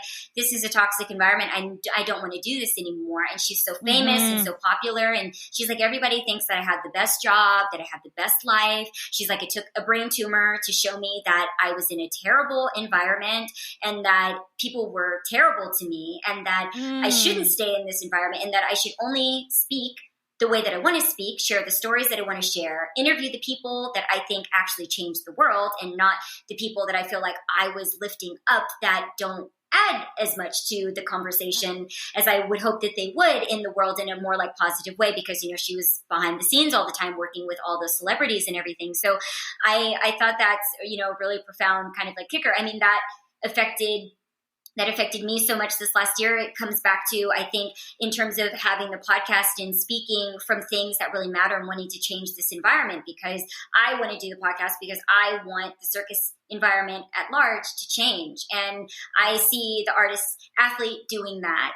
in influencing this environment to change. And I think it's a very toxic environment. I think circus everywhere is very toxic, and I want it to be better. I want it to be more positive for everybody that's still in it, that is wishing to get in it, and people that are just starting out. I think that is one of the most poignant things that's carried me through to doing the podcast and sharing my stories. And again, circling back around to you having me on the artist athlete and thanking you again. I know I went from that to that, but I was very interested in your move to Montreal. That spiked from you speaking about having your guests on, but your guests of color and Black guests, and again, how important that was. And I did that because I thought, something with this career and with things have been going, I always say I've done very well in circus too, with the things that I've spoken about. I know what it's like to be in the 1% club. I know what it's like to have the best contracts, ask for the most money, have everybody asking you where you're going to work next. Can you work here? I know what it's like to be good, and I know what it's like to be cast out like John Gilkey. Mm-hmm. So I know both. So whenever I'm speaking, I always try to remind people, like, I'm not over here just like this victim. I know what it's like to be coveted, to, have a lot of success, but I also know the inside of that, like you do, where you see just how people are not treated well, the rights that we don't have in this business, especially as Black artists, being alone a lot in this business as being a Black circus performer and not feeling included, or just not having so many of us, and being othered a lot and being alone a lot and not having this business be made for us. So, with the expansion of all these conversations and you bringing me on and, me feeling very comfortable to open up to you about those experiences, I think that has really transformed this environment. It has transformed it this last year. There's been a lot, and it's because of everybody speaking and being inspired to speak. So, I hope so. And I hope that, sorry to interrupt. Okay. I hope that carries on. I hope that carries on to when the world opens up again. Exactly. I hope all the voices, and I like to think it will. I am so fascinated to see what the next 2 years have in store, where the power, I joke about it as like a power vacuum. And I see Montreal kind of in this way, that it's very odd right now. And in a lot of ways, Montreal is a really amazing place for circus. And as you said, it's a very toxic environment for circus. Something I think is really beautiful is that right now, Seven Fingers, Calabante Productions, a lot of places are open and have grants or have other funding so that artists can train for free, which is super important in a world where, like, most of us, we don't have an income right now. I mean, I do. Maybe I shouldn't include myself in that group. I have this weird survivor's guilt that maybe we shouldn't get into. But like, yeah, it's this weird survivor's guilt I have right now where I'm like, don't be guilty. How do I, thank you. You're right, girl. I shouldn't be, but like, I have this, and I like to think that it positively drives me to like keep finding opportunities within my business for other people. But anyway, so Montreal is this place that, like, there's a lot of support for artists. There's a lot of work going on. There's a lot of collaboration, but there's also a lot of competition, and there's a lot of young people, and there's a lot of the best of the best. and they're all up against each other. And there's who do you know? How do you know them? What are you doing? What are you working on? All of that kind of gets mixed into the sludge of the circus industry in Montreal and can be really odd. I feel very fortunate, actually, that I didn't go for it earlier, and that at 34, I'm training here because of the amount of perspective and the career I've had that's behind me. I think, but even still, I get sucked into it where I'll go in days and I'm like, I'll leave the gym and be like, why do I feel like shit about myself? You know? Oh, God. Yeah. It's easy to fall into that trap. There's, groupthink is a very powerful thing. Peer pressure is a very powerful thing. I am also too very happy for you that you are there at this time. And I'm happy for myself that I'm saying and being all these things now at this age and at this point in my career. But I am very grateful that you are there with all of your know-how, with all of your experience. And somebody has to be winning. Everybody can't be down and out. I mean, somebody has to, be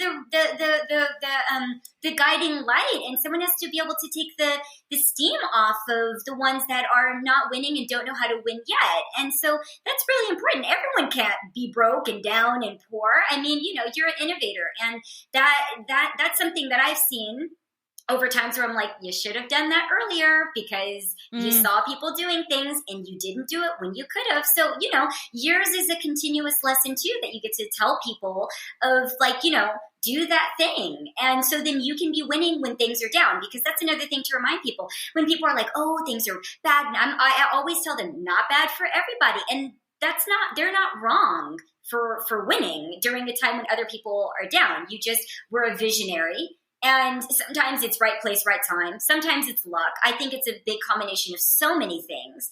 But, you also have the gumption and the brilliance. And, you had your angels pushing you from behind because of everything that was happening around your dad too, even around this time, and going for that. So I'm really happy for you. I mean, that's another new thing that I was speaking about, or I wanted to speak about. But, it's kind of like in the brackets, because now that you're going forth in this brilliant way with all of this intellectual or artistic knowledge, where is the space for performers that are starting to become different ages, as we know that they don't really want us to be in some contracts due to our age. But this is, and so they really don't, do they? And that's not fair. It's not fair. And it's a big thing. Too bad. Nobody talks about, enough about, again, being a woman right now, being the circuspreneur that you are, and being 34, and how there are many brackets that you're no longer in where people will say, well, we don't want her to even petition for a contract. You can't even submit your resume. I mean, and you have all of this newness that you've created, even though I think you'll probably just create your own show and you'll create your own network of anything anyway, because that's just who you are. So who cares? However, there's so many, I mean, there's I mean, you'll create whatever you want. You have an arithmetic to it now. You know how it works. Like, what you can do. There's enough support. People, want to support you, want to invest in you. I think that's another thing that you can remind people. Like, when you do the work so well, like Shannon, people will come and invest in you because they've seen that you've invested in yourself. And, that really leads to, a multiplicity of opportunities too. And that's how people that were winning continue to keep winning. When people are like, well, how are they still doing that? And I think I would also give the advice that, you don't even have to do it well. You just have to kind of do it. No, I tried it. I mean, and you will learn how to do it well. Kind of like what we were talking about. I don't remember if we were talking before the show or on air, but you were talking about kind of how you've grown as a podcasting, as an interviewer, and as, like that. And it's if you want to make things, just make them, and they're going to be bad. Yeah, of course. Yeah. But just keep making them, and that's what people will notice. And that's what I think for me, that's why I have such an investment in a large community as I have in the business world. And I just love this term. It's like proof of concept, which I had an idea and I went and executed on it, and some people liked it. Some people very much did not like it. But it's there, and that's indisputable. Yeah, for sure. Sure. Because it's, again, I'm pivoting back to Women's History Month, and I would love to wind down and not take all of your time, even though I can literally speak to you for hours, Shannon. I know, this is so fun. It's so fun. You're so brilliant. You're so wise. You have so much to share. Like, I could just do like a 6-hour podcast with you. I told you this before you came on. I could just ask you so many questions, and I don't want to like leave things out, but I'll ask you that also too at the end. But I wanted to ask,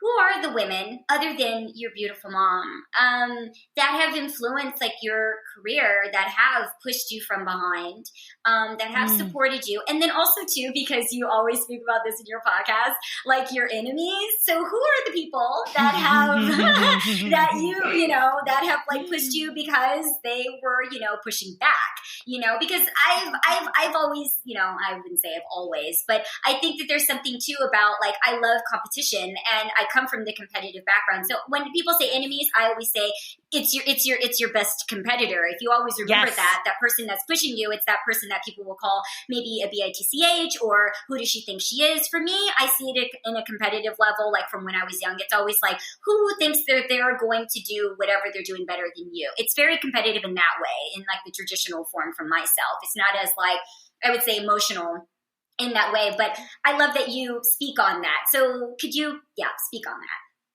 Yeah. And to your point or something, I mean, on my podcast, I interviewed Victor Foreman, who is the legendary swinging trapeze coach. And one of the things he said that was so interesting and very much like of the gymnastic mindset, much like yourself, he said one of the saddest things he finds right now is that there's no one that he can compete against, that he's like the best in the world. I love that. He said that. Yeah, it's so cool. It's like such a humble brag, but like at the same time, it's like so badass to be like, like I just want to have someone to like push the art form further. And that's like how you do it, is by having competition. And my enemies, I developed that to, friends, fans, and enemies, because I knew when I started The Artist Athlete that there were going to be people out there who were not happy that I was doing it. And I wanted to recognize them. And just like, obviously not call them out by name, because I'm not gonna go like that. But, I'm certainly going to say like, I know you're there and I'm going to do this anyway. And they are the people who have pushed me to be better. And some of them aren't even really enemies in that like they wish ill against me. Some of them didn't even know who I was, like Hideaway Circus. When I started, I was like, they're making this podcast. I bet I could make a podcast. And now we're like neck and neck on episodes. So it's just like things like that, where it's like they were never like my enemy. Like I actually like, they can make 1 trillion more episodes because I want to keep up. But as far as women who have pushed me, so one of my 2 business role models, one of them is not a woman, it's Jay-Z, Sean Carter, the rapper. Love it. And he's very much like that boss. Like if I eat, everybody eats, like that kind of mentality of starting a business. His scrappiness, just like who he is as an artist and as a business mogul, like is so inspiring to me. Rock Nation. And then the other, and then the other one is Jane Fonda. When I learned, I love her. I love her so much. When I learned that Jane Fonda made workout videos to support like a socialist party in California, I was like, that's what Shoulder Bar is going to do. I'm going to sell a bunch of Shoulder Bar, and then I'm going to give a bunch of money for like, Black and Indigenous and people of color to like have micro grants. Like, yes, this makes total sense to me. That I had this business and I had this mindset, but like that it could go back in this greater way, and to see like how she built her career and stayed so like in this activism way. She definitely drives me. Oh my God. Oh my God. Yeah.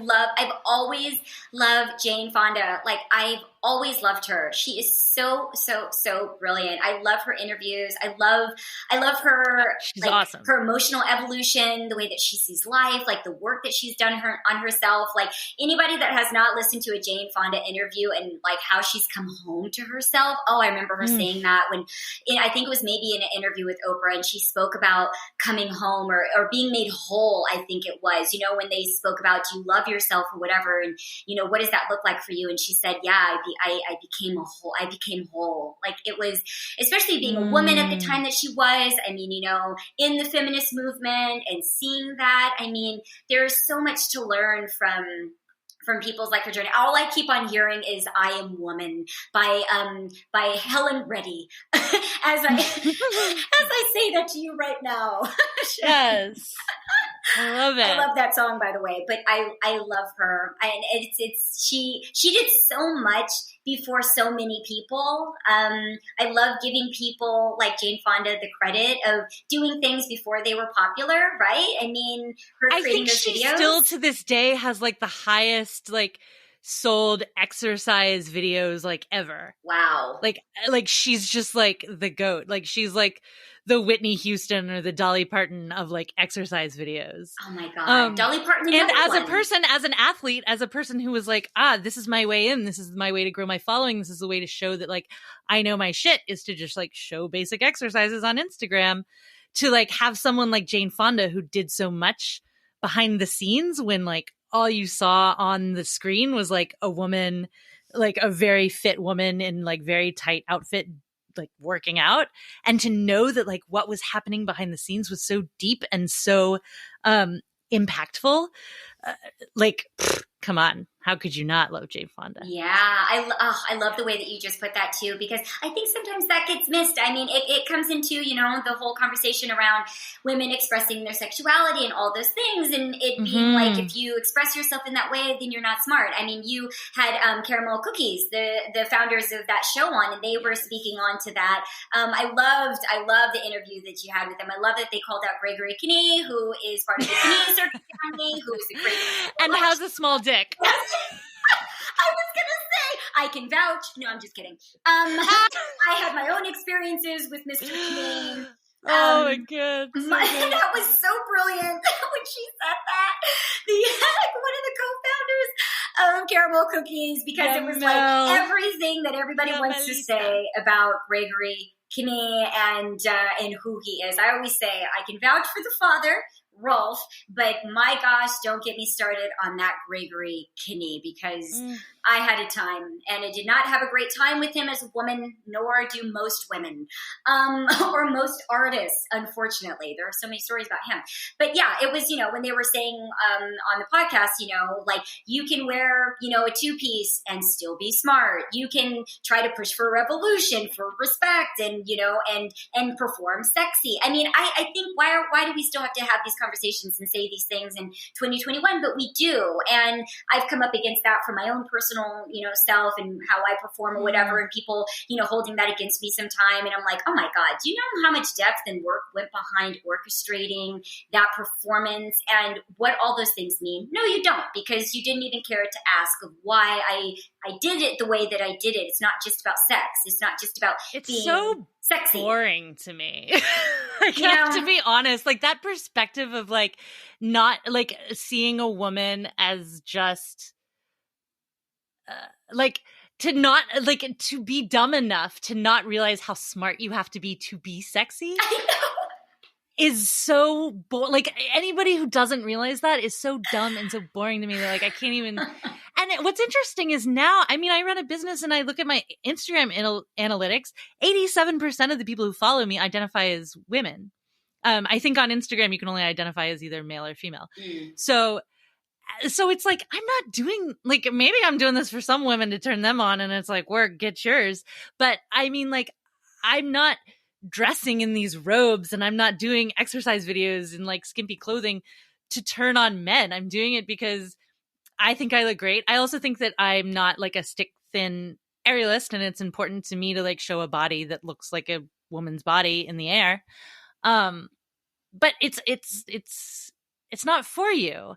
Caramel Cookies, obviously they're doing something that is deeply sexy. But again, like, Yeah, to be so dumb as to think that like a woman who is being sexy doesn't know what she's doing. Like, and then it's only you're going to lose a lot of money, buddy. That it's only for the men. I mean, it's like it depends on the medium. It depends on what the intention is there, right? And we have the intelligence to choose the medium and the intention behind every single little thing that we're doing. It's not like binary. It's not just like only that. Absolutely. But yeah, I thought that was really fascinating and just so great. So it's interesting to see who has inspired you, and are there some circus women in your history that you'd love to share and speak on? I mean, you've done you've had, a big circus career. You've done a lot of shows. We haven't spoken so much about that in terms of like your performance and things of you being a performer because you do so much. Because I love you as the podcaster that you are and your company and things too, like obviously I'm focusing on that as well. But I mean, you've been a circus performer. That's what you started out as. Yeah. And I know that you obviously gained so much inspiration from that. But I mean, in terms of like the circus performers that do like inspire you, the females, the women that identify obviously like we were saying as women. I mean, it can obviously be anybody. I'm asking that specifically because it is Women's History Month and because I think, like we both know, women, even though we can be the majority in this business and stuff, the first name many times that I'll hear from anybody is usually a man's name in circus. And that happens almost in every single conversation I'm in all the time.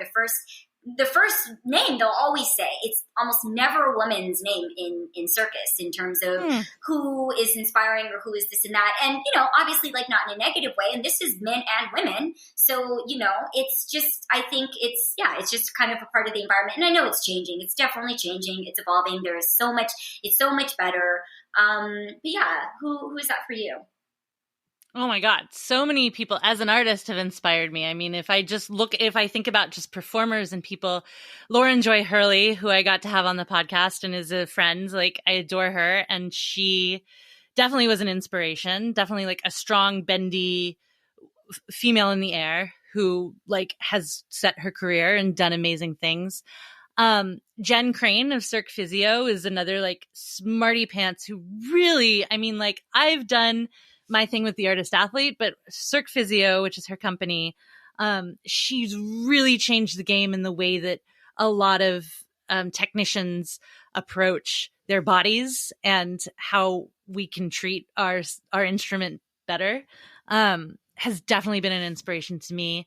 My duo partner, Nicole Bergio, who we have a duo cloud swing act together, and she is just like the toughest fighter and can go on stage after like puking her guts out in this way that like I've never seen anyone else. And like anytime I think I can't do something, I think of the day that Nicole Bergio was like puking and then like got on stage and looked like $1 million. And such an inspiration. Yeah. Thank you, Nicole. Thank you. Thank you for never dropping me 30 feet in the air. Like, Carrie Krasinski, I used to watch her fabric act over and over again back in the day when like YouTube was like Circus was just getting on YouTube. Her fabric act, Allie Cooper, a bunch of did I say Tanya Burka? Shout out to Tanya Burka if I haven't already. Yeah, Freya Edney, who is now Freya Wild and is making amazing work in Australia. So many women. Pretty much, yeah. Amy Hancock at the New England Center for Circus Arts. Elsie and Serenity Smith, I think, definitely deserve their place as like trailblazers in the industry. Yeah. Veronica Blair, who's created the Uncle Junior Project and just like keeps pushing, is like an icon, like so it just gets better in the air year after year after year. Katie Breyer, so many women. Rachel Strickland is a good friend of mine. We meet every Monday night for an hour and just like talk about business and life and work and art and how to like balance or not balance all of those different elements. Yeah. And I want to say a non-circus person who definitely helped me at the beginning of my career. Her name's Ginny Vashon, and she lives in Atlanta, and she runs a 6-figure medical writing business out of a camper van in her backyard. she, like, her husband, she's the breadwinner. Her husband, she's got 2 kids and her husband watches the kids, and she just like cranks it out. And I think was my business mentor more than anyone else. And I think she was the first person who gave me the instructions, like, all right, what do you want to do? And what would a straight white man do in this situation? Because you should probably go do that. Yes. And it was like the most brilliant advice I'd ever gotten. And I think about her telling me that all the time. She'd be like, Shannon, would a man be worried about this person right now? No. He'd say, fuck it. He would delete the email and he would keep making money. And I was like, yeah, okay, let me write this down, like, so, Ginny Vachon teaching me what's what. Yeah, she definitely pulled me together and taught me that I had actually been running. I think a lot of circus artists don't realize that, like, we've all been running our own businesses as ourselves pretty much since the beginning of our career, like, if you've ever had to sell yourself in any way, if you've ever had to reach out, if you've ever had to balance your accounts, if you've ever had to file taxes at the end of the year, like, you have been creating your own income in some way or another. Like, you can do this. It's just a matter of scale and how big you want to get. Oh, brilliant.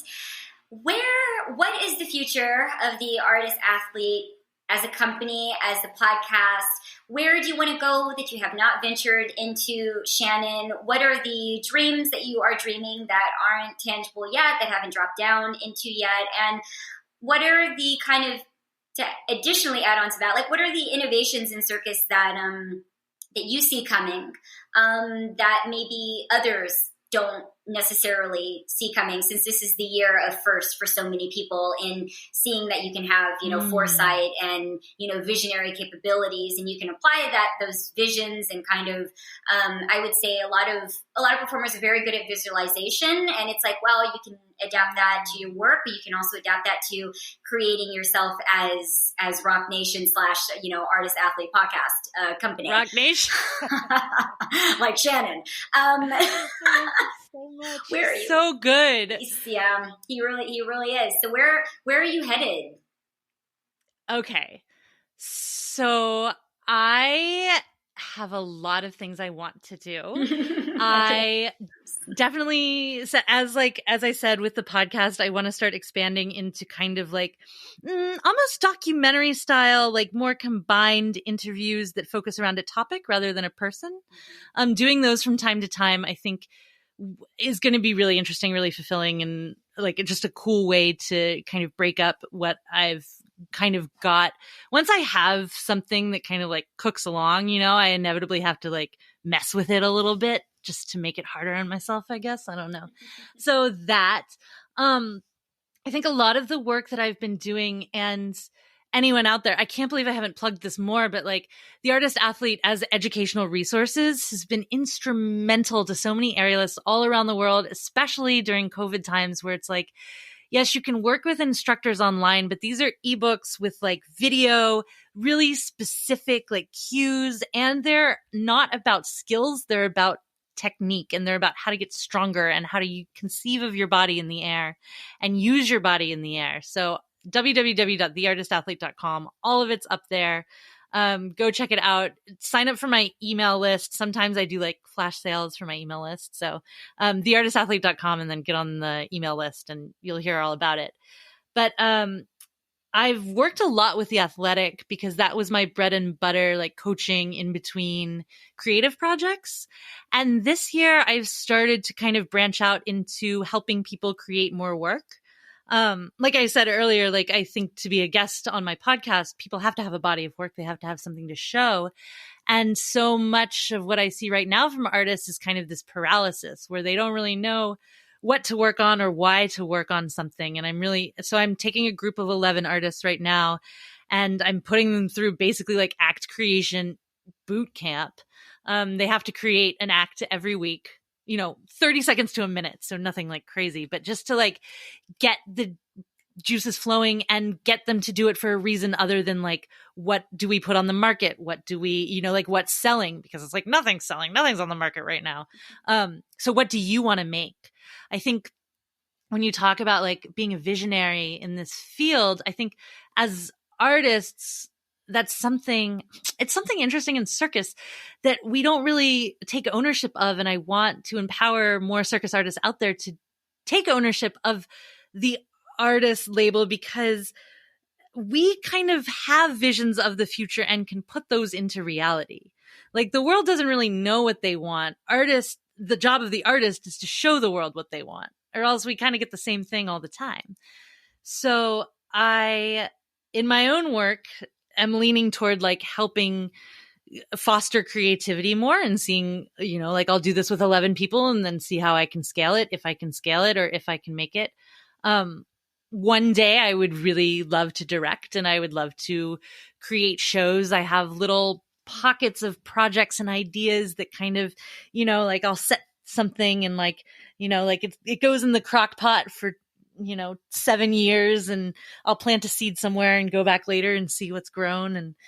And, I just mixed a whole bunch of metaphors, but, so I have something going on kind of down in the South that I want to create. I have a bunch of stuff. And as far as the company, The Artist Athlete, I don't really know where it's going yet. I let the community dictate that sometimes as well. Mm-hmm. God, that was... It was brilliant. That answer was all over the place. But it blended together so well, and we took notes. Take notes, everyone. Get your notepads out. Good. Oh, they've been out from the beginning. I hope everybody has been taking notes, and I hope, obviously, as my community continues to grow, and I hope that, as many people will listen to this episode, because you have so much to share. You have so much wisdom. You have so much advice, and you're so lovely and kind in the way that you just exist. And so to kind of bring it down, I wanted to bring this back around because you have such a way for your podcast. And so I wanted you to get your own special treatment. So you asked me at the beginning of my interview, what would I tell myself, my younger self? And so I would love to ask you, Shannon, like, what advice would you give to your younger self as a young acrobat, circus performer, or just even starting out as just like a young person? What advice? I think about this question all the time because I ask it at the end of every interview, right? I always ask, what advice would you give to yourself at the beginning of your career? Oh, yes. So I kind of knew you were going to ask me. I kind of hoped maybe.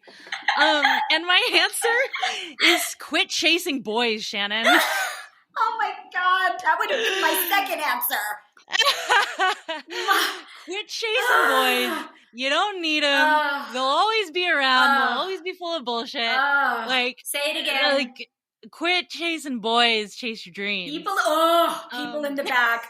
Oh my God, copyright that. That's incorporated now. Nobody can take it. It's copyrighted by the artist. Get my lawyer on the phone. Get her on the trademark. Yeah. Don't chase boys, girl. Like that, like if I know people answer so many deep, like, believe in yourself, blah blah blah, like all of that. It's like, nah, you can doubt yourself as much as you want, just don't chase any boys and you'll be fine. Like, why is that the golden rule? Why is that everything that everybody only needs to know? Actually, just wipe out everybody else's responses. That should be the only response moving forward for anything. Don't chase boys. Thank you, Shannon. Don't chase the boys. Thank you. Oh, it's my pleasure.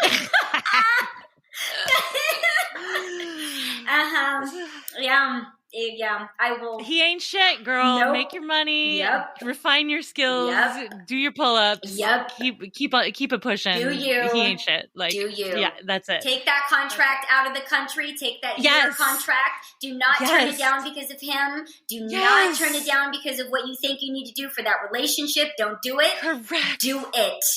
Do it. Don't care. Oh, yes.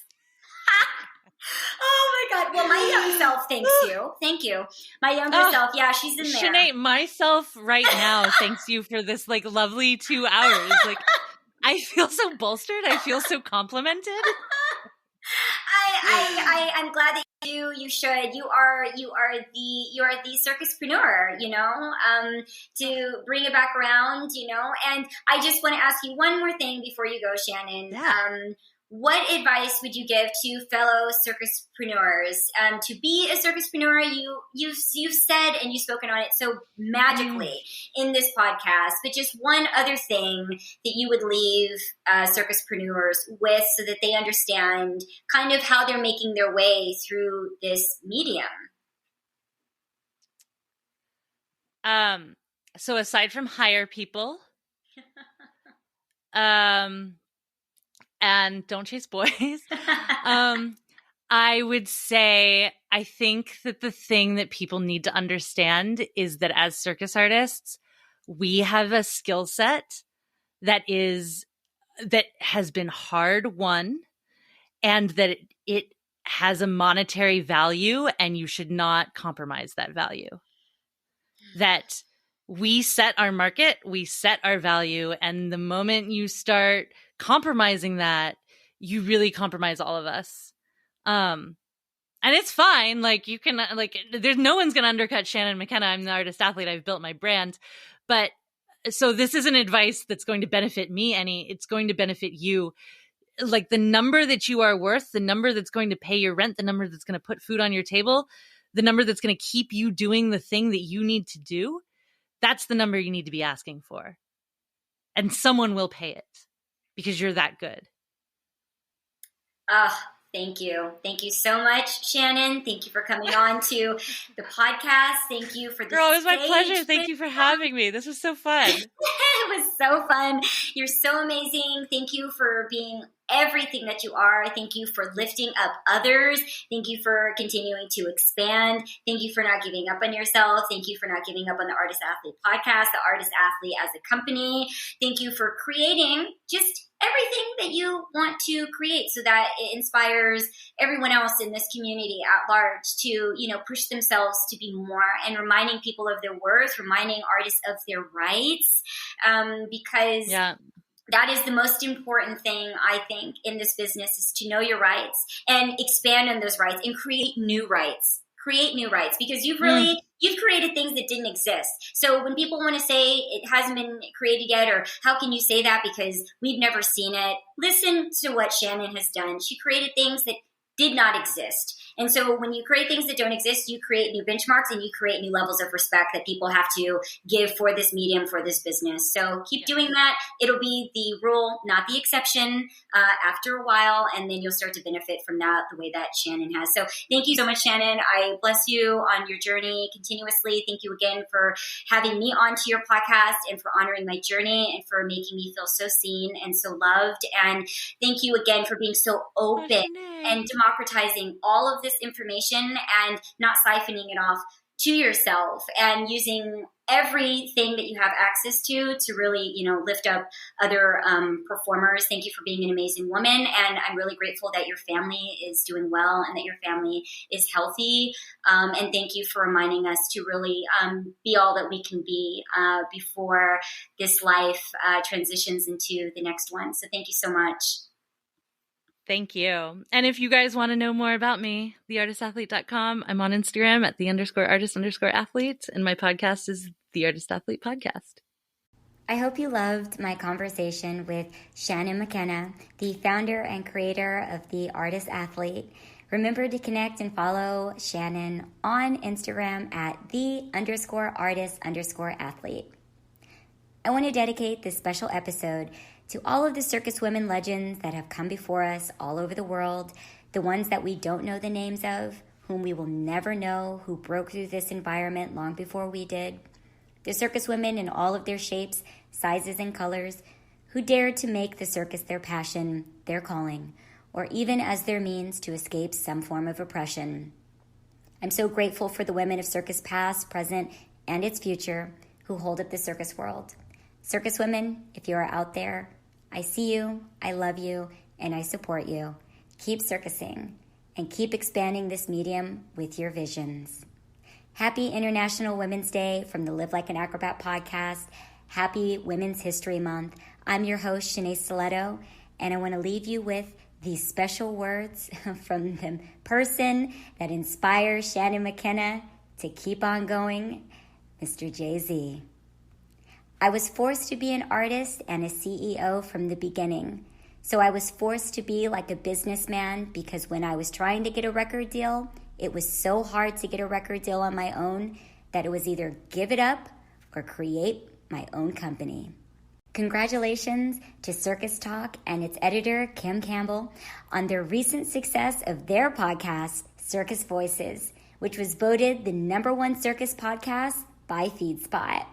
The Live Like an Acrobat podcast is also available on Circus Talk, the inclusive, independent, and international online network for the circus industry. Circus Talk's mission is to create a level playing field for this industry and democratize access to information.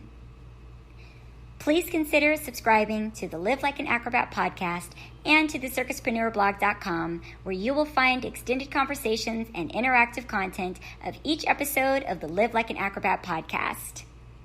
I'm your host, Shenea Stiletto, and until next time, please stay safe and stay healthy.